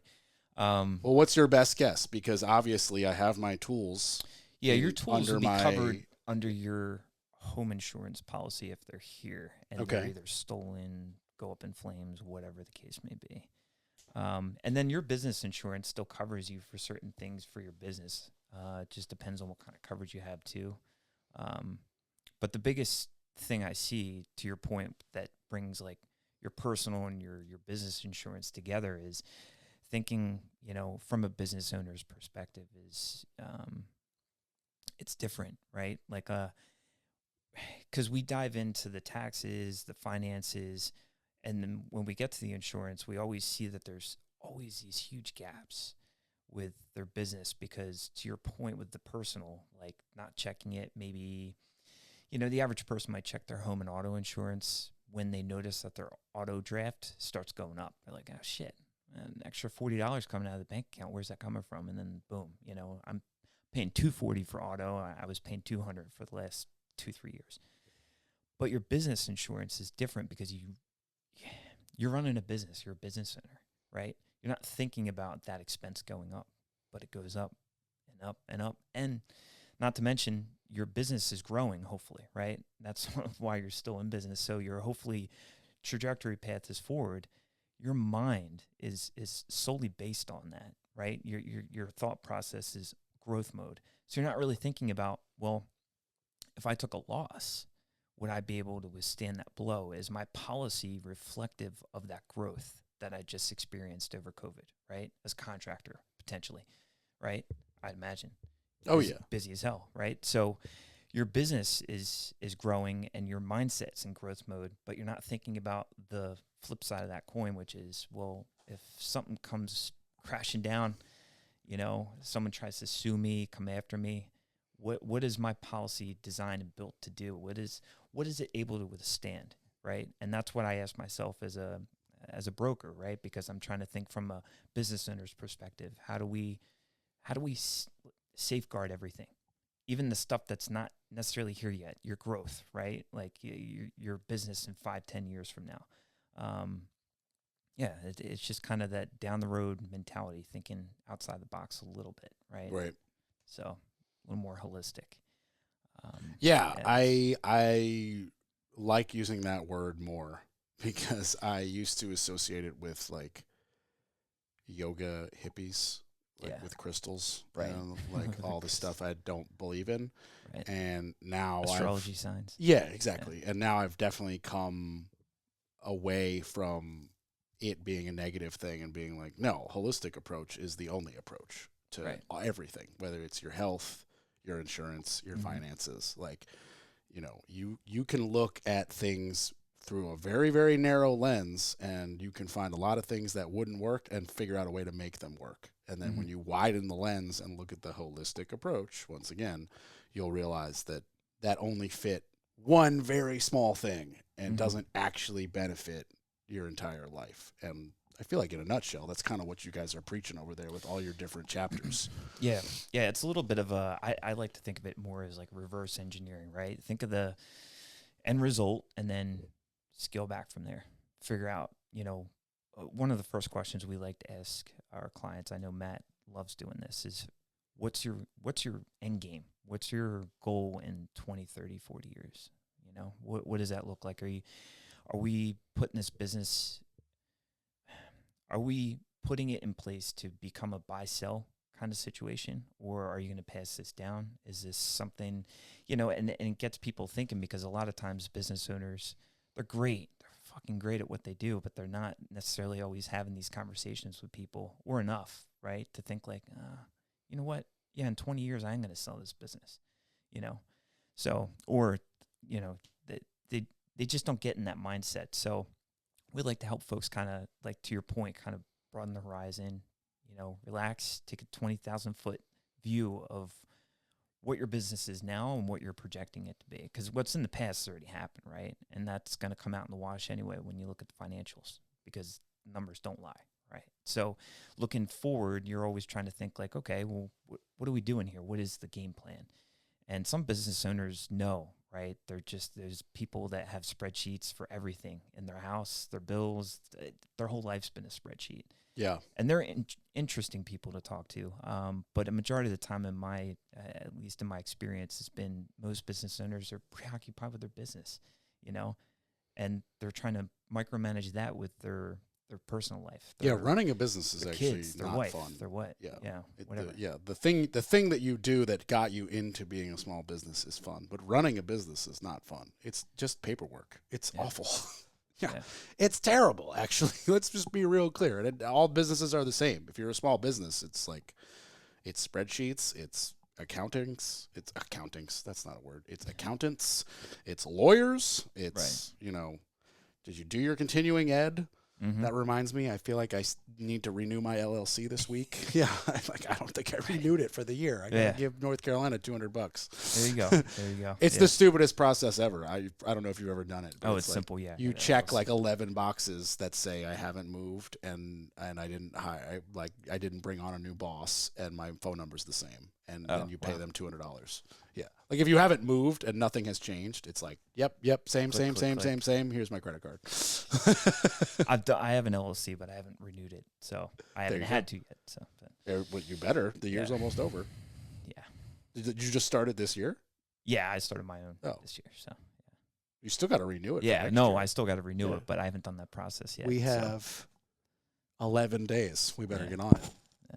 Yeah, we better get on it. Right. I'm glad we're having that conversation. No, it is on my it's funny we're talking about We're going to have an LLC renewal party right after this. Yeah.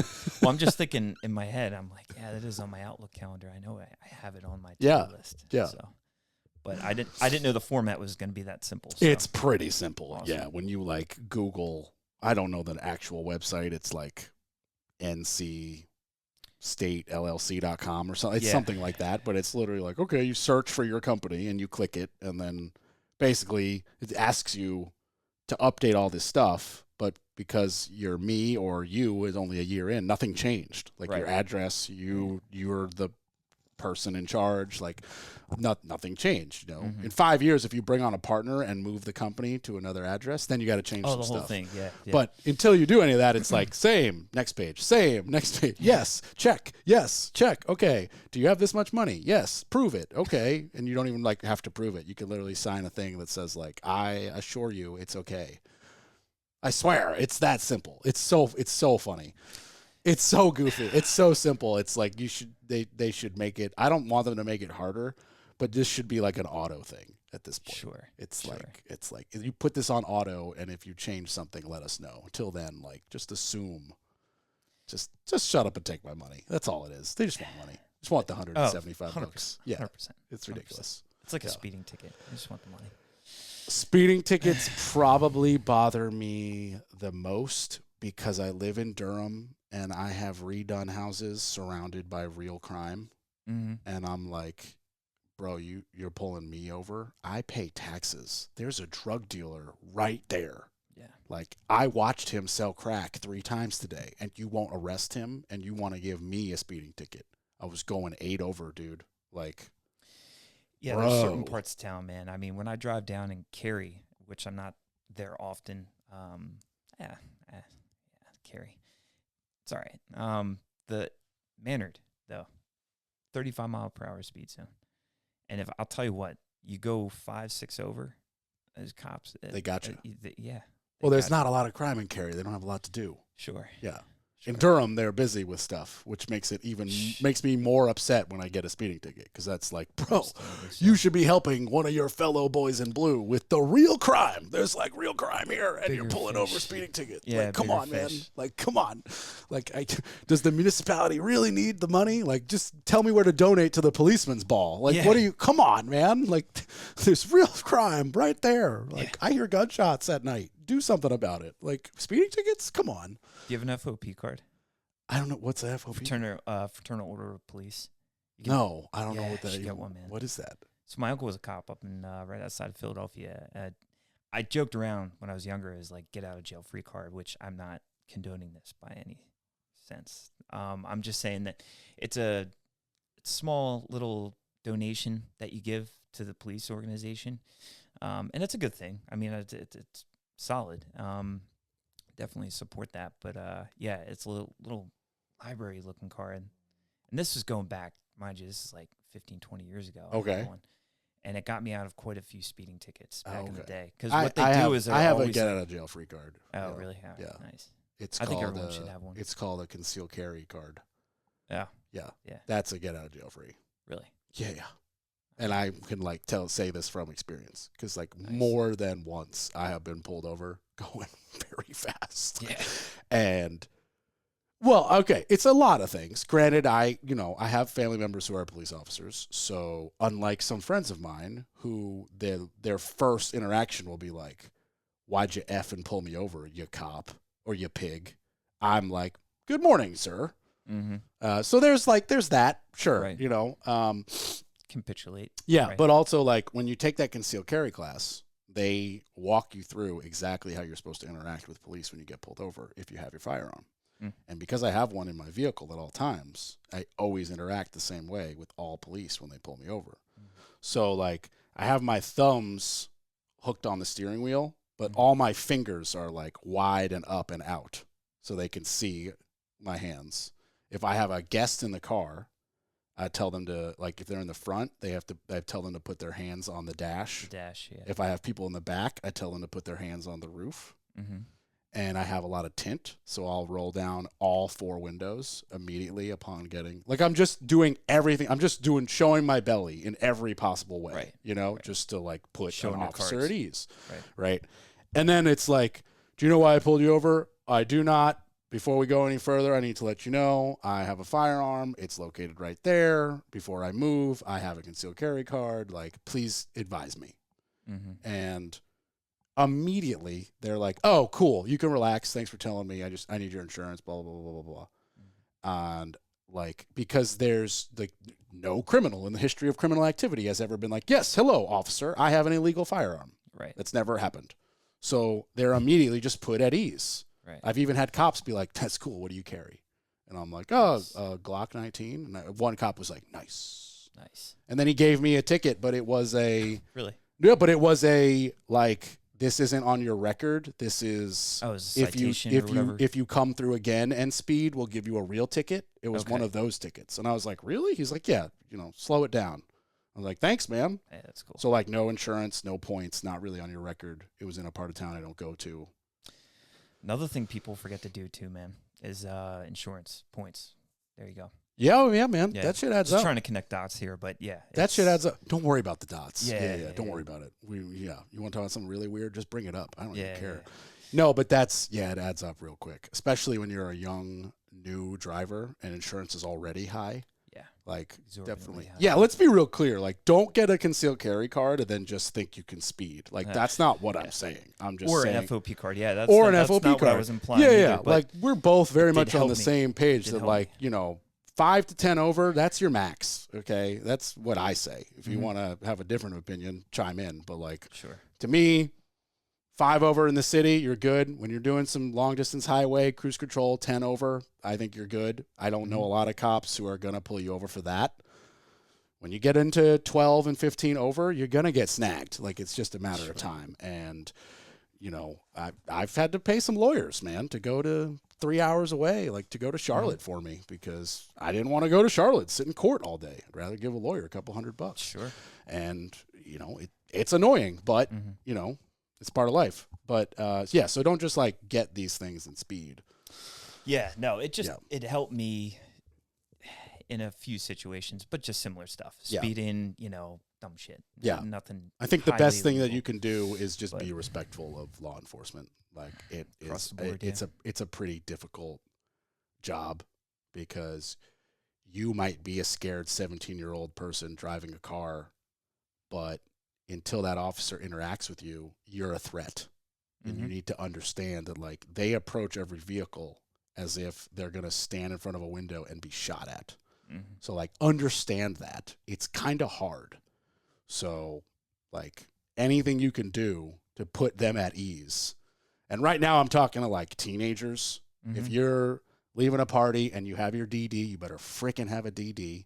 And you get pulled over and you've got 5 people in your car, put your hands, all your hands, out the window on the roof. It looks really weird and awkward, but it is like a universal sign to cops that we are complying. And it's just going to make everything easier. Yeah. It's just going to make it easier. It's just that simple. Like, you don't know as many laws as you think. Right. Is what I'm going to say. Like, what you've seen on TV, it doesn't go like that. And you don't know as many laws as they do, because that's what they get trained every like 4 months on laws. Well, they also have the system behind them too. Right. They have the system and they have cameras, body cameras. And, like, trust me, when they're like, I have the right to do this to your car because of blah, blah, blah, they're probably right. It probably sounds shitty because they might find your grandma weed. But, like, trust me, a weed ticket's not that big a deal in the scheme of life. Like, you don't want to, you know, don't make it worse. Like, you know, so it's just like, you know, I don't know why we're giving a PSA on what to do when you get pulled over to cops. But I've been pulled over too much. I think it needs to be given, though, because I think that that's not something that is taught when you take your driver's test. It wasn't taught to me. That's a good point. Just like taxes aren't really taught in schools, like you were saying earlier, and just like the financial structure of it. Like, how I interact with cops was taught to me by a concealed carry class that I chose to pay and take. But that, like, I didn't have that knowledge. Actually, and then the other parts that I have learned, like if you're 4 teenagers, put your hands on the outside of the roof. I learned that from a cop. Yeah. My cousin's a cop in New Orleans. He was like, you want to do that. And I was like, oh, cool. Yeah. Yeah. Like, he just told me that one day. He's like, it's just a really good way to be like, we're complying, or even take the keys and put them on the roof. So, you know, they know you can't drive away. Right. That's a great one. Yeah. That's a great one to just kind of universally be like, we're complying. Yeah. Like, and, you know, it's just going to be easier. Yeah. Yeah. And like we said, with people recording us and watching us on videos, just don't be a career criminal. Also, that'll help. Sure. That does. That always seems to work in your favor. It does seem to work in your favor. Yeah. What card you have or what you don't have. Yeah. Yeah. It's just comply, man. Yeah. That's what my sister-in-law said one day. We were talking about, like, all these ways to, like, avoid cops and stuff like that. And she just kind of went, or just don't speed. And I was like, yeah, obviously that's the answer. She was like, I just don't go more than 10 over. And I was like, well, you're Miss Goody Two-Shoes, and some of us like to drive very fast. You know, some of the speed limits in Durham are too low, and they're suggestions.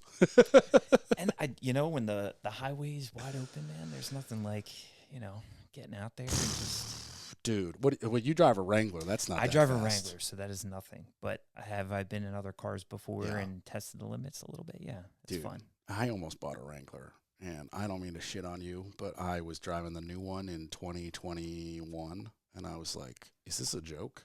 Yeah. I was like, this is awful. I was like, this thing is small, it's loud, it's stinky. I was like, why? I was like, I don't understand. I even asked him, I was like, people really buy these as daily drivers? And he was like, no, most people are buying these as toys. And I was like, okay. I'm not at the level where I have 3 cars and I can have a toy Jeep. I was like, I need a daily driver. This is on the highway. I was like, I can't even hear you. Like, it was, yeah. Yeah, it is my daily driver, by choice, but yeah, I'm gonna be getting a second car, I think, next year. Nice. Just What are we looking at? Oh man, Tesla. It's funny. No, not Tesla. I've been looking at like a old, like, reliable, Tesla. like a early 2000s stick shift. Just Okay, up around 10. the opposite of Tesla. Oh, Go dude, to a stick because my shift. Jeep's a stick shift. I'll never drive an automatic. That's probably why I'm not anti-electric cars, but I can't. Have you driven a Tesla? I've been in one. I haven't driven. Have you one. driven a Tesla? No. I haven't. Okay. What Tesla were you in? The 3? Like I think mine? it was a 3. Yeah, Model 3. Yeah. Just go test drive an S Okay. and just like come to a stop and like press your head back against the headrest and then floor it. And then tell me you don't want to buy one. Because it will move your lunch around inside you. Yeah. It is so fast that it should be illegal. Like, it's so unnecessarily fast. And I drive like the cheapest Tesla they make. And it's so fast. Like, unless there is another Tesla next to me, there is no car that can get in front of me. Like, merging on a highway, oh my God. Never will you be behind a semi that you don't want to be behind. Ever. You just 1 second. You don't even need the foot, just the big toe. Like, it's so ridiculous. And that's cool. It's hard to It is cool. comprehend. But there's something about driving a car, man. That feel, that. Believe it or not, it's still a car, and you still drive it. I'm just giving you shit, man. I know. I get it. You know, I don't the even know whole how to drive experience. stick. We're just different people. So your face right now, you're like, Really? what? Yeah, it's just. We were talking about that, 68, 69 Shelby. You're not going to get that in automatic, right? Unfortunately, it probably would be. Although by then, maybe I'll learn. Yeah. Yeah. You got to teach me. Yeah, I was going to say, teach me. When that Wrangler clutch is going, which I'm sure. Perfect. That I'll send it, and you'll get. Right? I'll be the one that's like, yep, you need a new clutch, bro. Yeah. You see, yeah, that's normal, right? Yeah, I just never really learned, and it's just one of those skills that's kind of vanishing. You know, I don't drive big machinery, and I don't have a stick car, and my parents had one stick car when I was growing up, but I was too young to drive, and then they got rid of it, and so it's just like one of those things that just never happened. Yeah, I taught myself. I could get you to the hospital. Let's be clear. Like, sure. I know, like the mechanics, and like everything we'd behind stall out once or twice, but if it was like the ambulance is an hour away, get him to the hospital. I'll get you to the hospital. Right. But I would not I don't smoothly drive stick where I appreciate the car and want to drive up a mountain road and where you're like driving to drive. Mm-hmm. Like that's I don't have that skill set. Gotcha. Yeah, like the Fast and the Furious people who are like they just drive and they don't need a brake and they can just shift perfectly and blah blah blah blah. Like I would need some years. That's next level. Yeah, I'm not even. Yeah, I'm not in that. So what's your appeal? Because it's like, and I'm not even trying to shit on you, but like the Wrangler is not the fast shifting. When you think of the car to drive, do you just like the stick shift? Yeah, I guess it's one of those things you have a lot more control over the vehicle and brings your focus back to the road.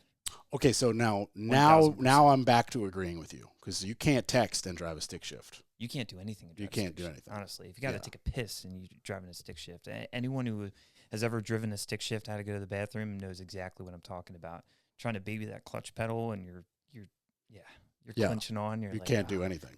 Yeah. So it's more of a control thing.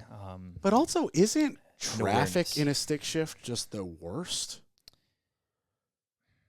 Everyone bitches about it. I don't mind it. It's an opportunity to learn how to drive it even better. Test yourself. Interesting how much perspective. can I? Yeah. That's your mindset is very good. just in life. The fact that you immediately were like, no, it's not that bad. It's a learning opportunity. Learning experience. Because I remember, I just go back to this memory of my brother's first car was stick shift. Okay. And we drove it to Yankee Stadium one day. My pop gave us some tickets, and we're driving back, and we hit just not even leaving stadium traffic, just like, New York State Thruway, crazy traffic, construction.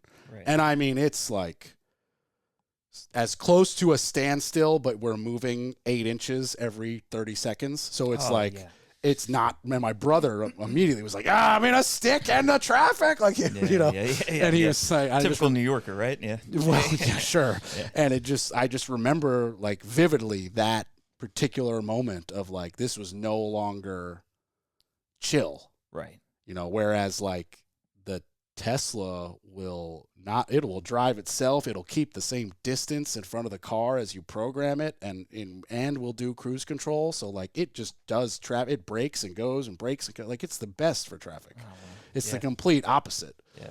And it's like, because you can set it to go 60 miles an hour, but then you can set it to stay 2 car lengths from a car. So as you approach a car that's slower, it will just slow down and stay the 2 lengths. Yeah. So for traffic, it's so nice. That would be nice to your point, like a stop and go scenario. I think I would favor that a lot.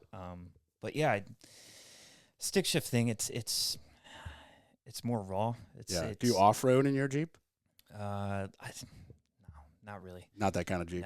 No. So I'm sitting here talking, and I'm like, I don't do any of that stuff. For the record, you're allowed to not do any Jeep stuff and drive a Jeep. Like, I'm just messing with you. Sure, like, yeah. But I take my top down. I take the doors off. Yeah. We took that to the Outer Banks. Dude, if you don't take your doors off, you're not. Then we pull the Jeep card away from you. Sure, you better 100%. Take those doors 100%. Off. That's the point. I take the seat out in the back, and because I barely use it, it's usually just a friend or my fiance and I in there, and so in the back I use it like a flatbed truck, like a mini flatbed, and it's perfect because when you take the top down, you can really put a lot of random shit in there.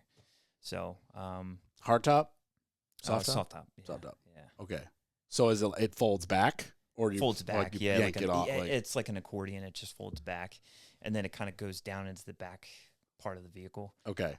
Like the trunk space, I guess. Right. So it's just the loudest thing ever on the highway because you just loud as hell. And you're just like wrapped by canvas. I actually stripped out because I have weather mats in there, but I stripped out all the liner inside, all the carpeting and everything like that. So it might as well be like a World War II Jeep. Yeah. Try to keep it as authentic as possible, man. Put bullets, put a couple, bullet holes in there. Just mount a 50 cal right on top. Why not? Sure. Yeah, it doesn't have to be operable. Nobody will cut you off. No. Like, even if it doesn't work, just mount one up there that looks like it works. Nobody will cut you off. Knock on wood, man. You'll be good. It's also one of those vehicles that it's really hard to get pulled over in a Jeep. Not that I'm doing anything nefarious, by the way. FBI, CIA, cops.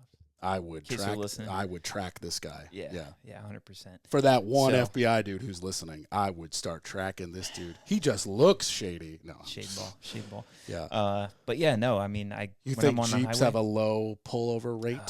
I haven't looked that up, but I would venture to say yes. Because more often than not, my Jeep, I got a 2017 Jeep Wrangler. I mean, top speed. I've gone 93, 94 miles an hour in that thing. And if you have the top on there, it's even worse because then it's just essentially a box. They're not speed machines. Zero aerodynamics on that thing. So it is a rolling box. It's true. Yeah. So, but long and short, I always stay in the right lane, and I get about 20 miles a gallon in that thing because I baby it. Try. Yeah. So, well, yeah. I don't. Yeah. I mean, highway wise, just by the sheer fact you can't fly, is probably not a lot being pulled over. Yeah. not compared to Teslas. You're not. I'm usually going the speed limit or maybe 5 over, even on the highway, just because, no one's going to pull you over 5 over conversation, full stop. Like, cops don't pull people over going 5. Like, that's like not, I think if a cop pulled me over going 5 over, I'd be like, are you okay? Yeah, Like, what's what the are you problem what here? are you doing? Yeah. Like, did you misread my plate and you think I'm a criminal? Because there's Sure. no way you pulled me over for going 6 over the speed limit. Well, that's the good thing. Like, Yeah, I got passed by 6 cars, man. What are you talking about? Yeah. well, driving stick shift, you know, it makes you, you think about all that stuff a little bit more. You're just a little bit more aware, perspicacious Yeah. surroundings. You are not aware in the Tesla because when you're driving 3 miles an hour or 130, it feels the same. Sure. Yeah. And I may know that from experience. Well, the electric cars especially, because you don't hear that engine like you do in a normal car. Yeah, but you don't hear anything. Right. Like you hear a little bit of wind, So you're but not it's hearing not anything enough. on Not the enough. on the exterior. Yeah, is but what it's you're like it's talking not about. Okay. enough to I thought you go were over the talking radio. Okay. But also, it's like when you floor the Tesla from a flat stop, your lunch gets pushed back. It's so fast.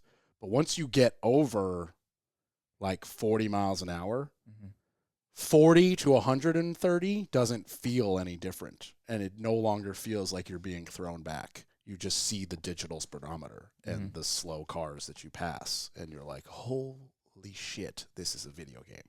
Yeah. But it's real life.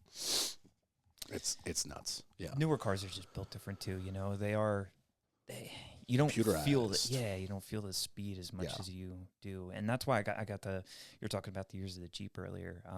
There's a computer in your Jeep though too. No, there is. Yeah. There certainly is. 100%. But yeah, I've got the 2017. So I got the last. Well, 2018 was the last year they made the JK model. Okay. I I don't know was my like, Jeep models well enough. I just know like Wranglers and then Grand Cherokees. Because like Grand my Cherokees, brother nice. has the newest like $75,000 wrapped in beautiful leather interior Jeep. Thing's a luxury vehicle now. It is a luxury It's vehicle. not the old Cherokee. Which that is we're thinking weird when you of the think of 90s. Jeep and luxury vehicle. And again, this is not like shitting on Jeep, but you don't think of Jeep. All Jeeps used to be non-luxury. And now when you Right. think of Jeep, they have a entry level. Then they have $50,000 Wranglers, which are not entry level. And then they have $75,000 Grand Cherokees that are luxury leather wrapped. Like, it's a luxury car. He has massagers in his seat.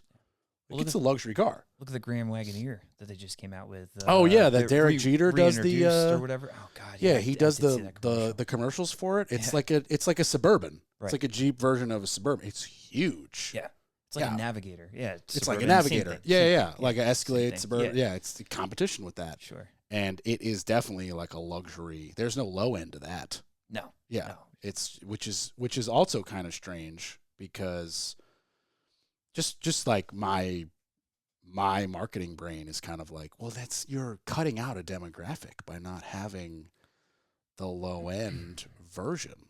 I guess now the low end is the Suburban, but the Suburban's not that low end anymore. Well, that would probably coincide with what you're saying though about the Cherokee. They probably pimped out the Cherokee and made it better, right? I think they To stopped get making the people- Cherokee altogether. Now they Well, only have the Grand Cherokee. The Grand Cherokee. Oh, That's what I sorry, meant to okay. say. Yeah, yeah. My mistake. So yeah, Grand Cherokee. That kind of tees you up for the Wagoneer status. That's Yeah. kind of my thought. I'll be honest, I miss the old Cherokee that was like very boxy, but was Sure. an SUV, not a Wrangler with a soft top. Yeah, that's what I was saying. I really That's- like those old Cherokees. My buddy's dad had one, and I was like, I remember riding it and like, yeah, this is what's up. And then they made the Patriot, which kind of looked like the Cherokee. That was my first vehicle. I could really? just fit in it with the seat I was all the gonna way say, back, for you, yeah, all the that way was all the way down, all not the a way back. comfortable ride. I could Not a just fit comfortable in it. Yeah, just fit in it. But they were so cheap. Oh my God! When I bought my Cherokee, it was like $23,000 out the door, and I Mhm. had like a better sound system put in by the dealer. Yeah, it was like it was very cheap. I couldn't believe it. Yeah, they started at $15,000. A lot of those base models. I worked at Enterprise years ago up in Philly, so managed a couple branches up there, and yeah, that was a very, very common car to drive around in Enterprise world. I mean, if So- you're Enterprise and you can get, if you're Corbett, you can get one for 15 off the lot. Enterprise must be able to get them for 12 Yeah. because you buy 100 of them. Yeah, their Costco mentality. Yeah, buying bulk. Exactly. Yeah, and that's the Costco Jeep because it's like you Right. get to say it's a Jeep, but really it's a Kia, Exactly. and it doesn't drive like a Jeep. It's just a car, and it just is it's the baby SUV. Is that a car chassis it's built on too? Couldn't tell you. Don't know. Yeah. I know mine was assembled in Mexico. I know that much. Nice. That's all I can tell you. No. Yeah. Well, anyway, we've been gabbing forever, and I got shit to do, so we're gonna have to wrap this up. Yeah, it's been a pleasure. Where can listeners find you So for all their insurance needs? So if you go online, we do have a website. What is online? Is that a thing? It's like I'm the talking- internet. I'm talking like an old person, man. Yeah. If you go on the line, I'm an old soul. I'm an old soul. Yeah, if you go on the internet. the interwebs. Fortified Insurance Partners. And we're out there. Just and then- spelt out regularly. Yeah, Okay. Fortified Insurance. And then, yeah, we do have a brick and mortar, too. We have office right there off Blue Ridge. So, Oh, in Raleigh. yeah. we have Yeah, an okay. office, yeah. That's a nice area. Yeah, it's right Yeah. there in the Mass Mutual building. In fact, we're attached to the Mass Mutual. So, yeah. Are you also attached to them business-wise, or just rent the building? Yeah, so we broker out through Mass Mutual. Okay. So life insurance, all that. But We talked about life insurance, 0%. You know. it's okay. It's Yeah, okay. that's okay. That's another episode. That's in and not of relatable itself. to me because I'm not going to have children. So I'm just like, I don't need that. So I just don't even bother. We could do but- another episode, man. There's ways to do that and use it as an investment tool. Become Well, your own bank. Sounds like you're going to have to come back for another episode. Sure. Well, there you go. It's been All great, right. man. There you go. And as always, the Orange Hammer podcast and CRS Contracting is all over the interwebs and social medias. We're everywhere. So just like and subscribe. Please go to Apple Podcasts and leave a 5-star review. Apparently, I learned recently that helps people find new podcasts when they have a good review. Check out the YouTube channel if you don't want to listen on Spotify. And email me or call me if you want to come on the podcast or want me to talk about something specific. Corb@wstg.com, 845-489-6057. Phil, thanks so much for coming, man. I really appreciate it. Thank you. I appreciate it, Corbin. Bye, everybody.